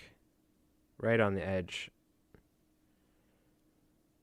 And you could have like the pin, the primer on the end, but I can't, this isn't defined enough to do a primer pin on the end. Maybe a brighter brass. I'm just like essentially applying an edge highlight with the silver on the edge of each bullet just to give it the make it look like it's a reflection, essentially. It's kind of what I'm doing here. I think it looks good. I'm just hitting it light. Very light. Like that. There you go. You see, you guys can't even see it. It's more so I could see it on my side. It's very, very... See, there you go. You see that right there? See how it's like slightly lighter on that side? Nah, relax. Yo, Mr. Hotshot, I painted cool-looking Ursus infantry. Don't you tell me how to paint miniatures. With your spider on a... your goblin on a spider. Alright, get out of here. I had to... this man wasn't even using bases. He's like, he's like, what do you mean? I don't need a base. I'm like, bullshit, you need a base. Now he's all Mr. High and Mighty. Professional ammo painter, I see. I do have like a gold color. Probably a gold color would look nice on the edge of that. But this looks good. I'm happy with it. Perfect. I do kind of want to go back over and rust up the guns, though. So maybe we'll just do that real quick. Take 2 seconds. Not very heavily, but... Well, do I want to rust the guns? Let me think about this. What's the number one rule when it comes to an HMG or a 50 cal? Is you keep that son of a gun oiled up if you want it to work. So, I mean, would it be... I mean, it can get rusty, right? We could make it rusty. But also maybe that's like the number one thing on the Walker that they actually take the time to like make sure is immaculate, or all the all the firearms are like oiled up. They got protective coatings on them. All the firing mechanisms and everything are well lubricated, like a proper 50 cal should be or something. You know what I mean? So I don't think we necessarily need to rust up the guns. I can rust up the things like the grates and stuff like that. So I will do that. And like the handlebars, I'll do that though. But I don't think we gotta rust up the guns, because I think a good mech pilot would get on the mechanics in the yard about making sure his to clean the 50 cals after each time or something. You know, wash it down and apply some protective oil or something. I mean, you got to think about the lore, you know what I mean? Dude, this red paint's just itching to come out. Chill.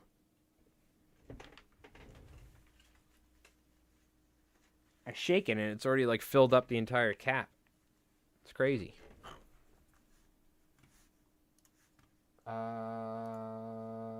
Let's listen to this.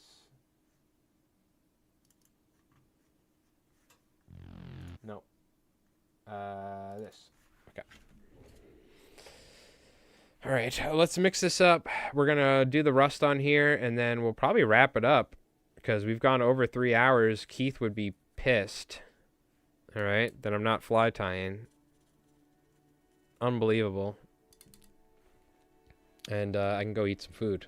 And we got a bunch of stuff done. I can feel good about myself. We painted the mechs. I still need to do like the plasma. Maybe we'll do the plasma. The stream will never end. It'll be 7 hours long. Nah, it'll take 2 seconds to do that stuff in reality if I really want to. But all we got to do is hit it with white and then hit it with speed paint on top. So we could do it. And maybe we should. In reality, shouldn't take too long. That's not... Okay, yeah, this is the rust one.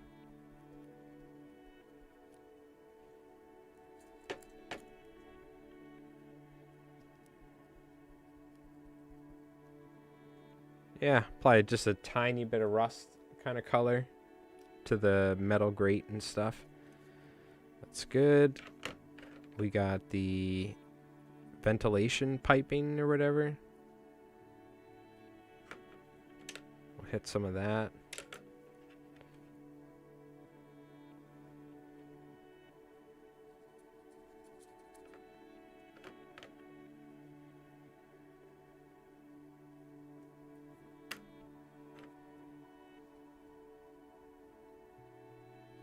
Just lightly. Don't want to go overboard. And the handlebars on each one from where the dude's getting in.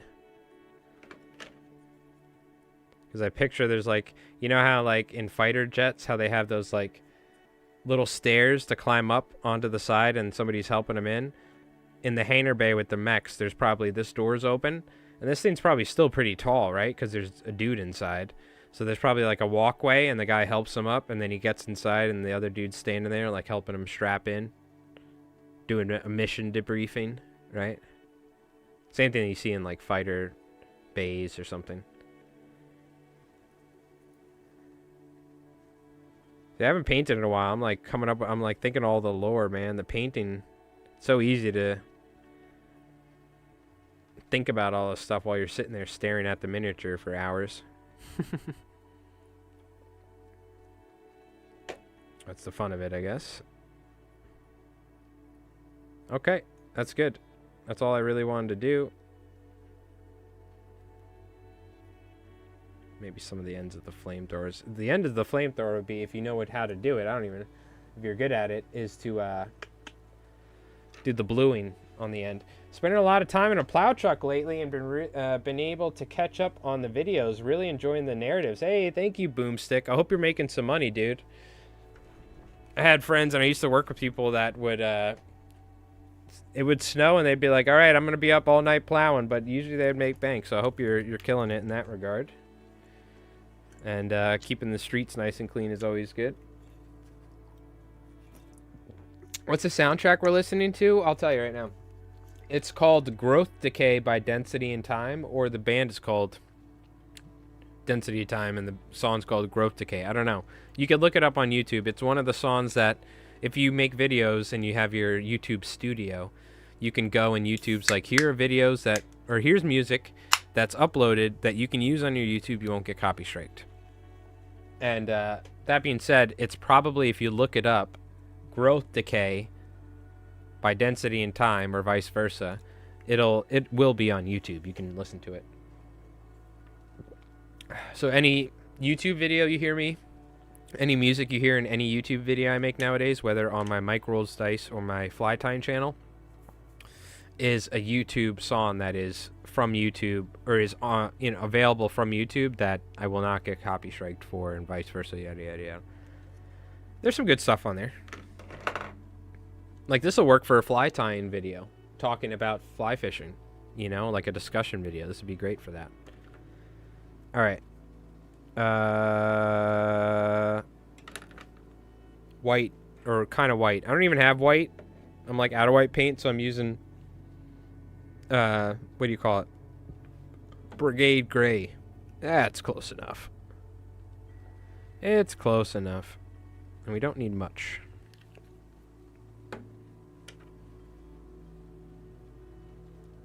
Don't need much.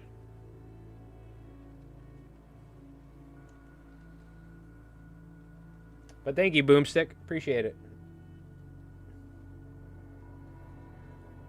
I've been getting a lot of people talking about the narrative aspect, and that's the side that I control, not the fancy painting Rev does.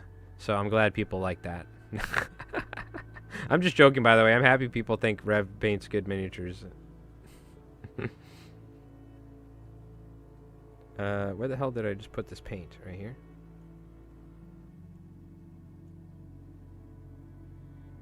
But I am happy that people enjoy the narrative stuff. Or at least the effort that I put into the videos and all that. Because it does, it's definitely an effort. It definitely takes some time. But people like it, so it's worth it. I'm going to try and get white in the grooves.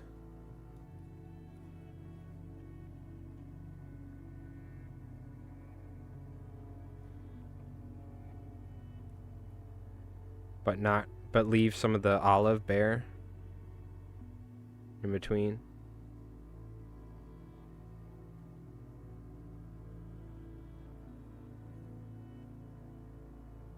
Nice and simple. A little sloppy. That's okay. They'll know it's not Rev. That's going to be the running joke now, is constantly ripping on Rev for how good his painting is compared to mine. Yeah, ain't Rev, but it'll do.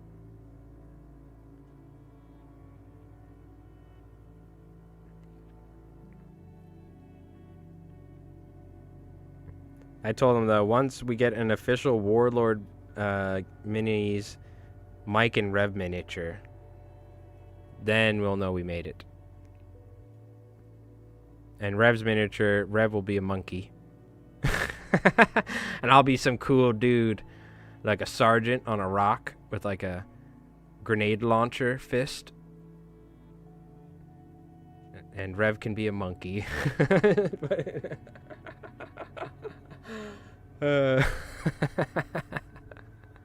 George, he'll have his official George miniature. George. Don't make me laugh. That's so good. People love that monkey, though. Because we were playing that game, and we were like, damn, the British are getting destroyed. And we're like, it's the stupid monkey's fault. The monkey is... That guy's supposed to be controlling the robots with his laptop, but the monkey, he's having too much fun playing with his pet monkey. So they're losing the battle. So I kind of took that while we were, like, we just talked about that while we were playing, because we, like, we were just talking and bullshitting. Like, no, that stupid monkey ruined everything.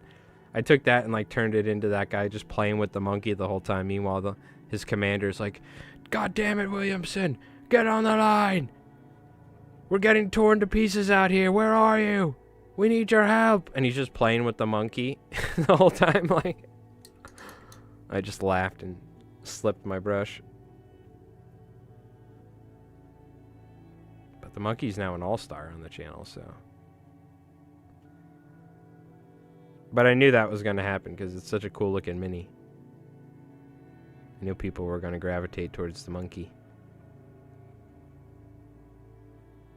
There's even more little jet booster holes right here. Alright, we gotta do this quick because I do want to go eat some food and not stream for 4 hours. Keith would be so upset. 4-hour stream? Psh.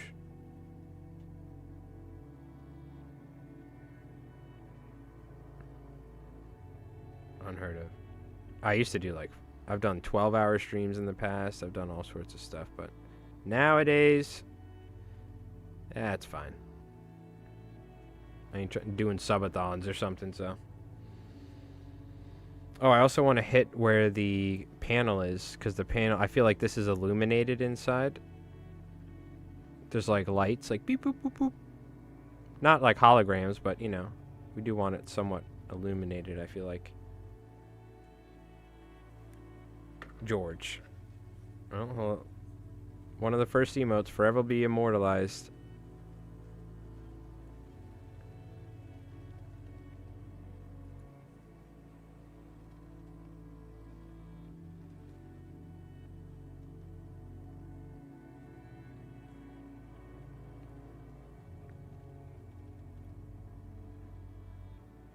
Yeah, we'll just kind of hit the edges here, nice and simple.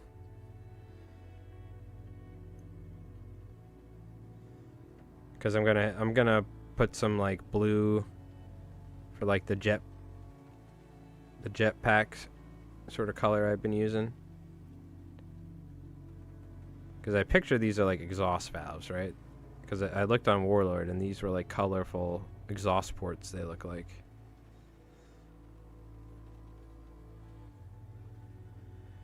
So that's what I think they are.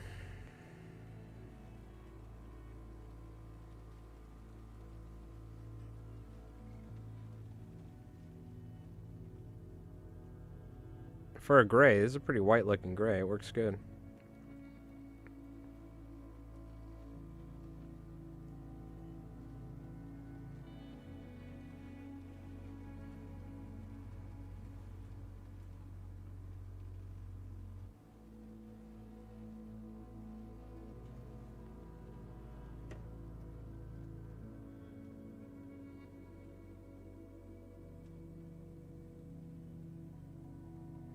And then we wet the brush and run it into the grooves for the white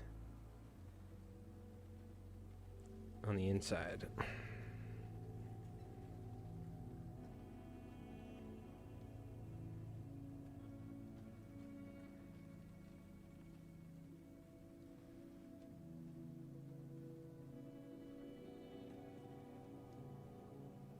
I don't care if there's a little over splash, because there is some like glowing, there should be glow, you know, effect to the, I picture like everything's like Tesla and like there's blue, anything jump related, it's all Tesla related in my mind, electrical. So I think of blue are the colors that I usually use for this. Now the other thing doesn't have jump. And then what we could do is take, I guess, some of this Beowulf blue we could try out. And then I can always use a different blue on top as a highlight. Let's try this.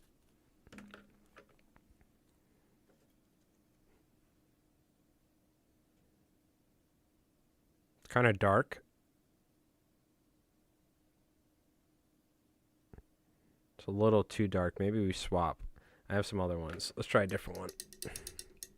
I don't necessarily want to edge highlight all of it. Plasmatic Bolt. Whoa. What is that? 2 blue mana. Deal 3 damage to a creature. Break the entire game of Magic. Plasmatic Bolt. Imagine a blue lightning bolt. Yeah, this kind of looks better.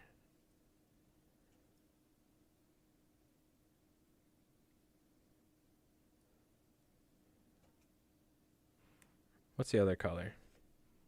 Tidal wave? Let's try them all. See which one we like better. Play the song again, Jerry. We're almost done with the stream. I promise.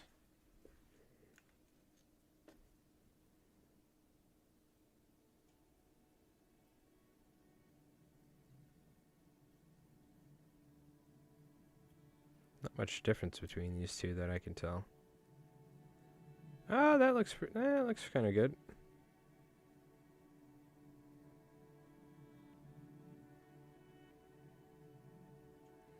See, what I like personally is I have a different blue color in the airbrush, like a proper blue paint, not a speed paint. That's kind of what I like using for my plasma type guns and stuff. But I mean, this works.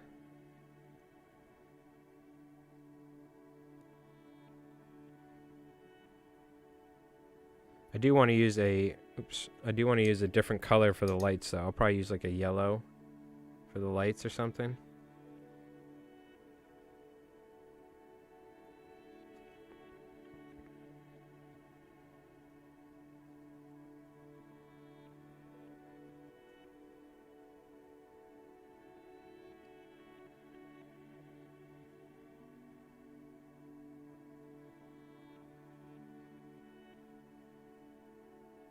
Alright, let me get some more speed paint. Yeah, so we ended up going with Tidal Wave, I think is the color.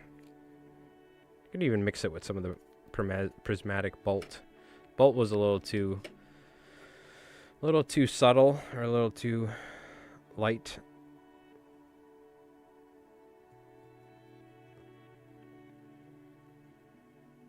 I feel like it's easier if I just kind of hit the whole top here like this.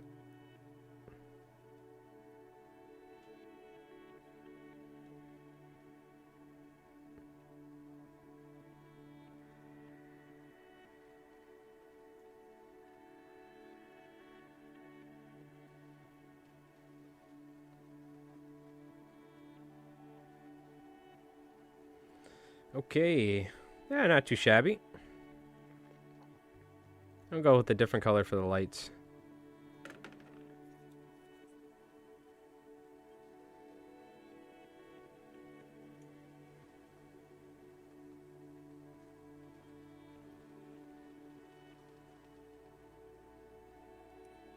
I just did a white stenciled star in a circle on the hood of this Jeep. Not looking forward to 2 more. What do you mean a stencil? Do you like put a stencil on there? How'd you do the stencil? Yeah, I was lucky enough to get oh my god, why is the name blanking on me? The sheets that you get and the like sticker like things where you get them wet and you put them on there. What are those? Oh my god, I'm like stupid. I don't know why the name of those things. I forgot, but I just forgot. I'm lucky enough I have the American ones that I put on my bolt action stuff and they look great. But I even put them crooked on one. I'm like, no! What are the names of those things? I literally have one near me. A package of them. It's like on the tip of my tongue. I don't know why I forgot it. You get them wet. You did it freehand. Ooh, nice. But what do you mean by stencil? Like, because usually stencil would imply like you, what do you call it? The stencil you use to get you overlay it and then you can... Is that what you did? They're not decals. It's in terms of miniature. It's a miniature term. I'll show you what they look like. What the hell are these things called? Are they decals? I don't think they're called decals. What's the name in miniature wargaming? A transfer sheet. Thank you. They are technically decals, but that's the name of it. Transfers. That's what they call them in wargaming. Miniatures. Thank you. Yep, that's what it was. It was like on the tip of my tongue. I knew it was something with a T, and I just couldn't figure it out. I don't know why I forgot. I feel like I've never forgotten that word once since we've started playing war games, but it happens. It happens. Getting old. What can I say?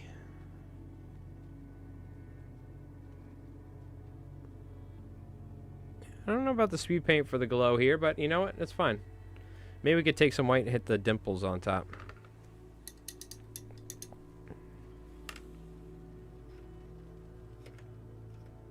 Zealot yellow. It is technically, yeah, like a vinyl or something. But it's just particular to wargaming. They call them transfers. And I guess technically maybe the official name for this sort of thing is a transfer sheet or whatever, because I guess you're transferring it over. I don't know. It's a freaking sticker is what it is.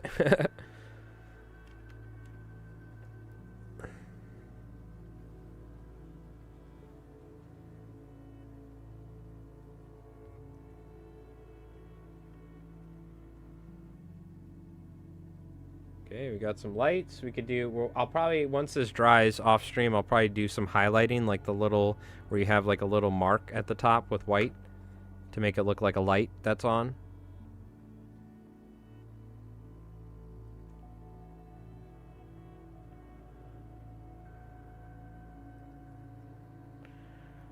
Okay. Very nice. Is there lights on this? I don't think there freaking is. No, this sucker's like just straight up mechanical.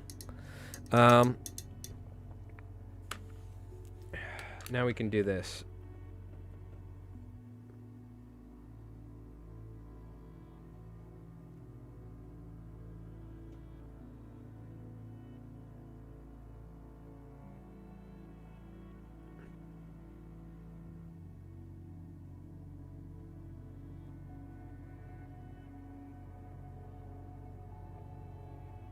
Be much easier if my brush wasn't crap, but that's fine. I'm just lazy.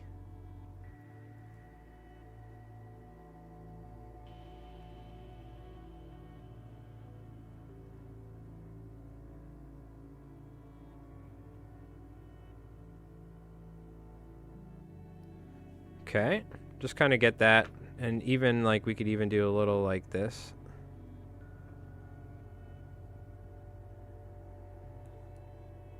Like that. Edge highlighting. Because that, just the speed paint doesn't really cut it in my opinion. Yeah, this makes it look way better. There we go.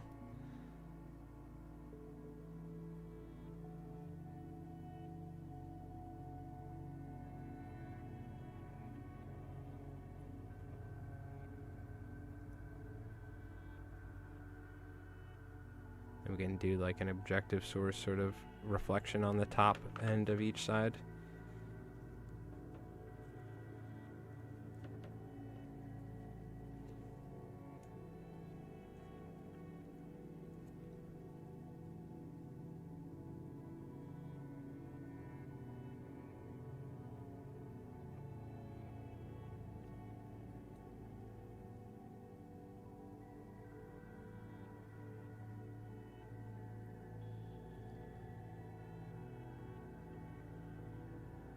Okay, okay, we're getting there, baby. I don't know what I'm gonna eat after the stream, but I'm gonna eat something. I can already taste it. Like, how can you taste what you don't? I don't know. But I can.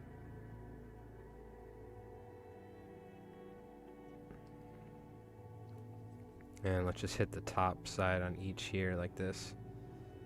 So it's like a reflection.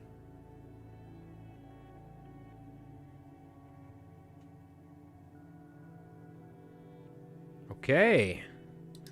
All right, you convinced me. We'll do the little reflection on the lights.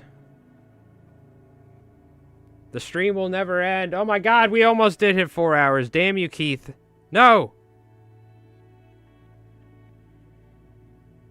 Keith, no!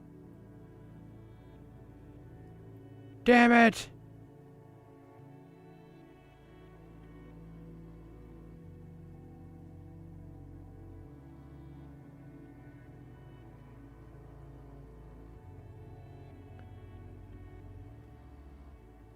Alright, so it took us 4 hours, but we got 3 miniatures painted.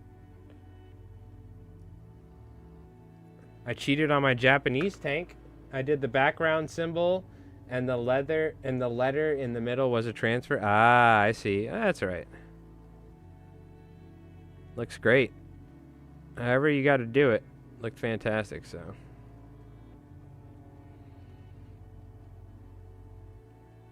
All right. Before we end the stream, let's take a look at what we did today, shall we? Other than paint my hands 30 times over with different paints. Sponges worked great.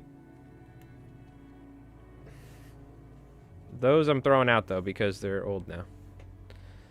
All right. First up, we have the new Guardian Walkers equipped with a left-mounted flamethrower on the arm and right-mounted medium machine guns. Damn it, I wish they had HMGs, but... Battle hardened. They've seen snow, they've seen salt. They've seen salt and snow in places where there's oceans and it's cold. And they battled. Now, one thing I need to do is some American symbols. So I do have transfer sheets. And I think I even might have some left over from bolt action units as well. But I have stuff like this, so I may use some of these perhaps. Or like a number. I might put some random numbers or like letters for some. Maybe, we'll see. I don't know. I probably should work on freehanding some American stars though, because I suck at that. But yeah. Not that bad. I'm happy with it. And then next up, we have the Kodiak linebacker. Now, this thing didn't get as much love. I might go back and touch up some... I might hit it with some more sponging with some different colors. You know what I mean? Maybe like a dark green and like a kind of brown and water it down and then let it drip like they did. I might experiment with that and try that myself. But this thing came out pretty good too. I'm happy with it. So this right here, though, I feel like we need some sort of signage or numbers or something, some American stars somewhere. But yeah, came out good. I'm happy with it. We got some mechs painted up. I still need to do this sucker, the Mud Skipper, but I'm not going to be doing that. I'm not going to be using that. These are what I'm going to run in the next battle report. Probably the list is going to be like Fireflies, the two Guardians, the Kodiak. I'm probably going to go, like probably 2 units of Fireflies and 6 mans. We'll have like a Firefly platoon commander, maybe Slammer Samuels, but I don't know. Maybe not, because generally the rule is we only use heroes if another person has heroes. But I'm probably going to use some stuff like, I might even break out, I'm not going to go too heavy with the Rift units. I want to try and use some more like mechanical units against the Japanese. Try that out. But I'll probably have like 1 unit of Paragons because I can't not take Paragons. You know, they're so good. But stars are hard, so are circles. Yeah. That's where it might be worth cheating and actually cutting out a little stencil and drawing it and then painting it. There's no shame in that, you know. You okay Slammers? Yeah, I don't know if I okay Slammers though. We'll see. Maybe he's not Drugov. He ain't the most OP thing in the world to where he completely breaks the game, and especially where you know you can only use guts once per turn for a unit is definitely changes things. And it's only when he activates, right? So his 3 points of guts isn't that crazy in reality as well. But yeah, thank you so much for tuning in, chat. Thank you so much for watching. For anyone that got gifted a membership on YouTube, the new battle report is out for early up for members. So go give that a watch. And what do you call it? It'll be coming out on Wednesday. I think we're going to try and release our battle reports on Wednesday. So that being said, I also need to work on some new fly time videos for my main channel. But yeah, we're probably going to record another video here soon. It is snowing, and it might snow again soon, but it's not terrible. But we're going to get like our minis painted and ready and whatnot, and then probably like next week early or something. Next week we'll because I still have some painting to do before I'm ready for the next battle report. So it was actually really good we did this. What do you call it? We're going to record a game, I think US between US and Japanese. That's what we're going to do. So that being said, this is the official Warlords Firefly platoon commander that comes in the starter set. I got to paint this This is like the exclusive you get or whatever, I think, with the other one. And I was thinking of using Roberta Wells, but we have, someone else might be using her soon, so we might hold off on that. But I do need to paint this up, I think. You do need me to paint this up, Rev, right? For that. So, what do you call it? I think I'm going to use this guy, though. So I got to paint this and do some touching up and just do some other stuff. So, but anyways, chat, thank you so much for tuning in and watching for our first ever stream on Mike Rolls Dice. What do you call it? If you're new here and it's your first time tuning in, you can feel free to subscribe. We got a ton of different battle reports here on the channel. And speaking of which, we have a new video that just came out a couple of days ago. I think it was like 2 or 3 days ago, and it's already it's doing pretty good. It's at like 1,700 views, I think, or 1,600. And so, what do you call it? It's like the best performing video we've done yet. So hopefully it keeps it up. And we got a new battle report coming out on Wednesday with the Soviet Union versus my green hand in the abandoned outskirts of a snowy village. So it's going to be a good game. But yeah, thank you so much for tuning in and watching. I don't know when we're going to stream again, but we'll do it at some point. At some point here soon. And yeah, we'll do some more miniature painting, and we'll probably do some streams where we just talk about conflict and stuff too. Maybe make some army lists, things like that. There's some different stuff we can do, not just like miniature related, but conflict related we could do. So, but thank you so much. Frosty, thank you again, brother, for the for the 47 months with the Prime. I gotta hop in a Discord at some point. I've just been so busy. With doing all this stuff in the background. Doc, appreciate it, brother. Thanks for tuning in and hanging out. Rev, thank you so much for tuning in, and everybody as well on. We got Mall Dropper as well. Everybody tuning in over on over on YouTube. Thank you so much. Appreciate it. Private John. San Diego Riptide, Boomstick, thank you so much. Boot Mountain, Squid Herder, you folks have an awesome night. And shout out again to everybody for the, that gifted any memberships and stuff like that. So, yep. Have a good night, folks. Have an awesome night and take it easy. Hey, Gigantify an emote. What? Frosty used 30 bits to Gigantify a shred emote? Damn, that's a new thing you can do on Twitch. I wish I could show you guys on YouTube, but he essentially in the chat made the emote super large for some bits. Well, I appreciate it, Frosty. Thank you for the bits. I've never seen that feature before, but I feel like I never watch Twitch anymore, so. But thank you, dude. Appreciate it. All right, you take it easy, chat. You have an awesome night, and we'll see you soon, all right? Peace.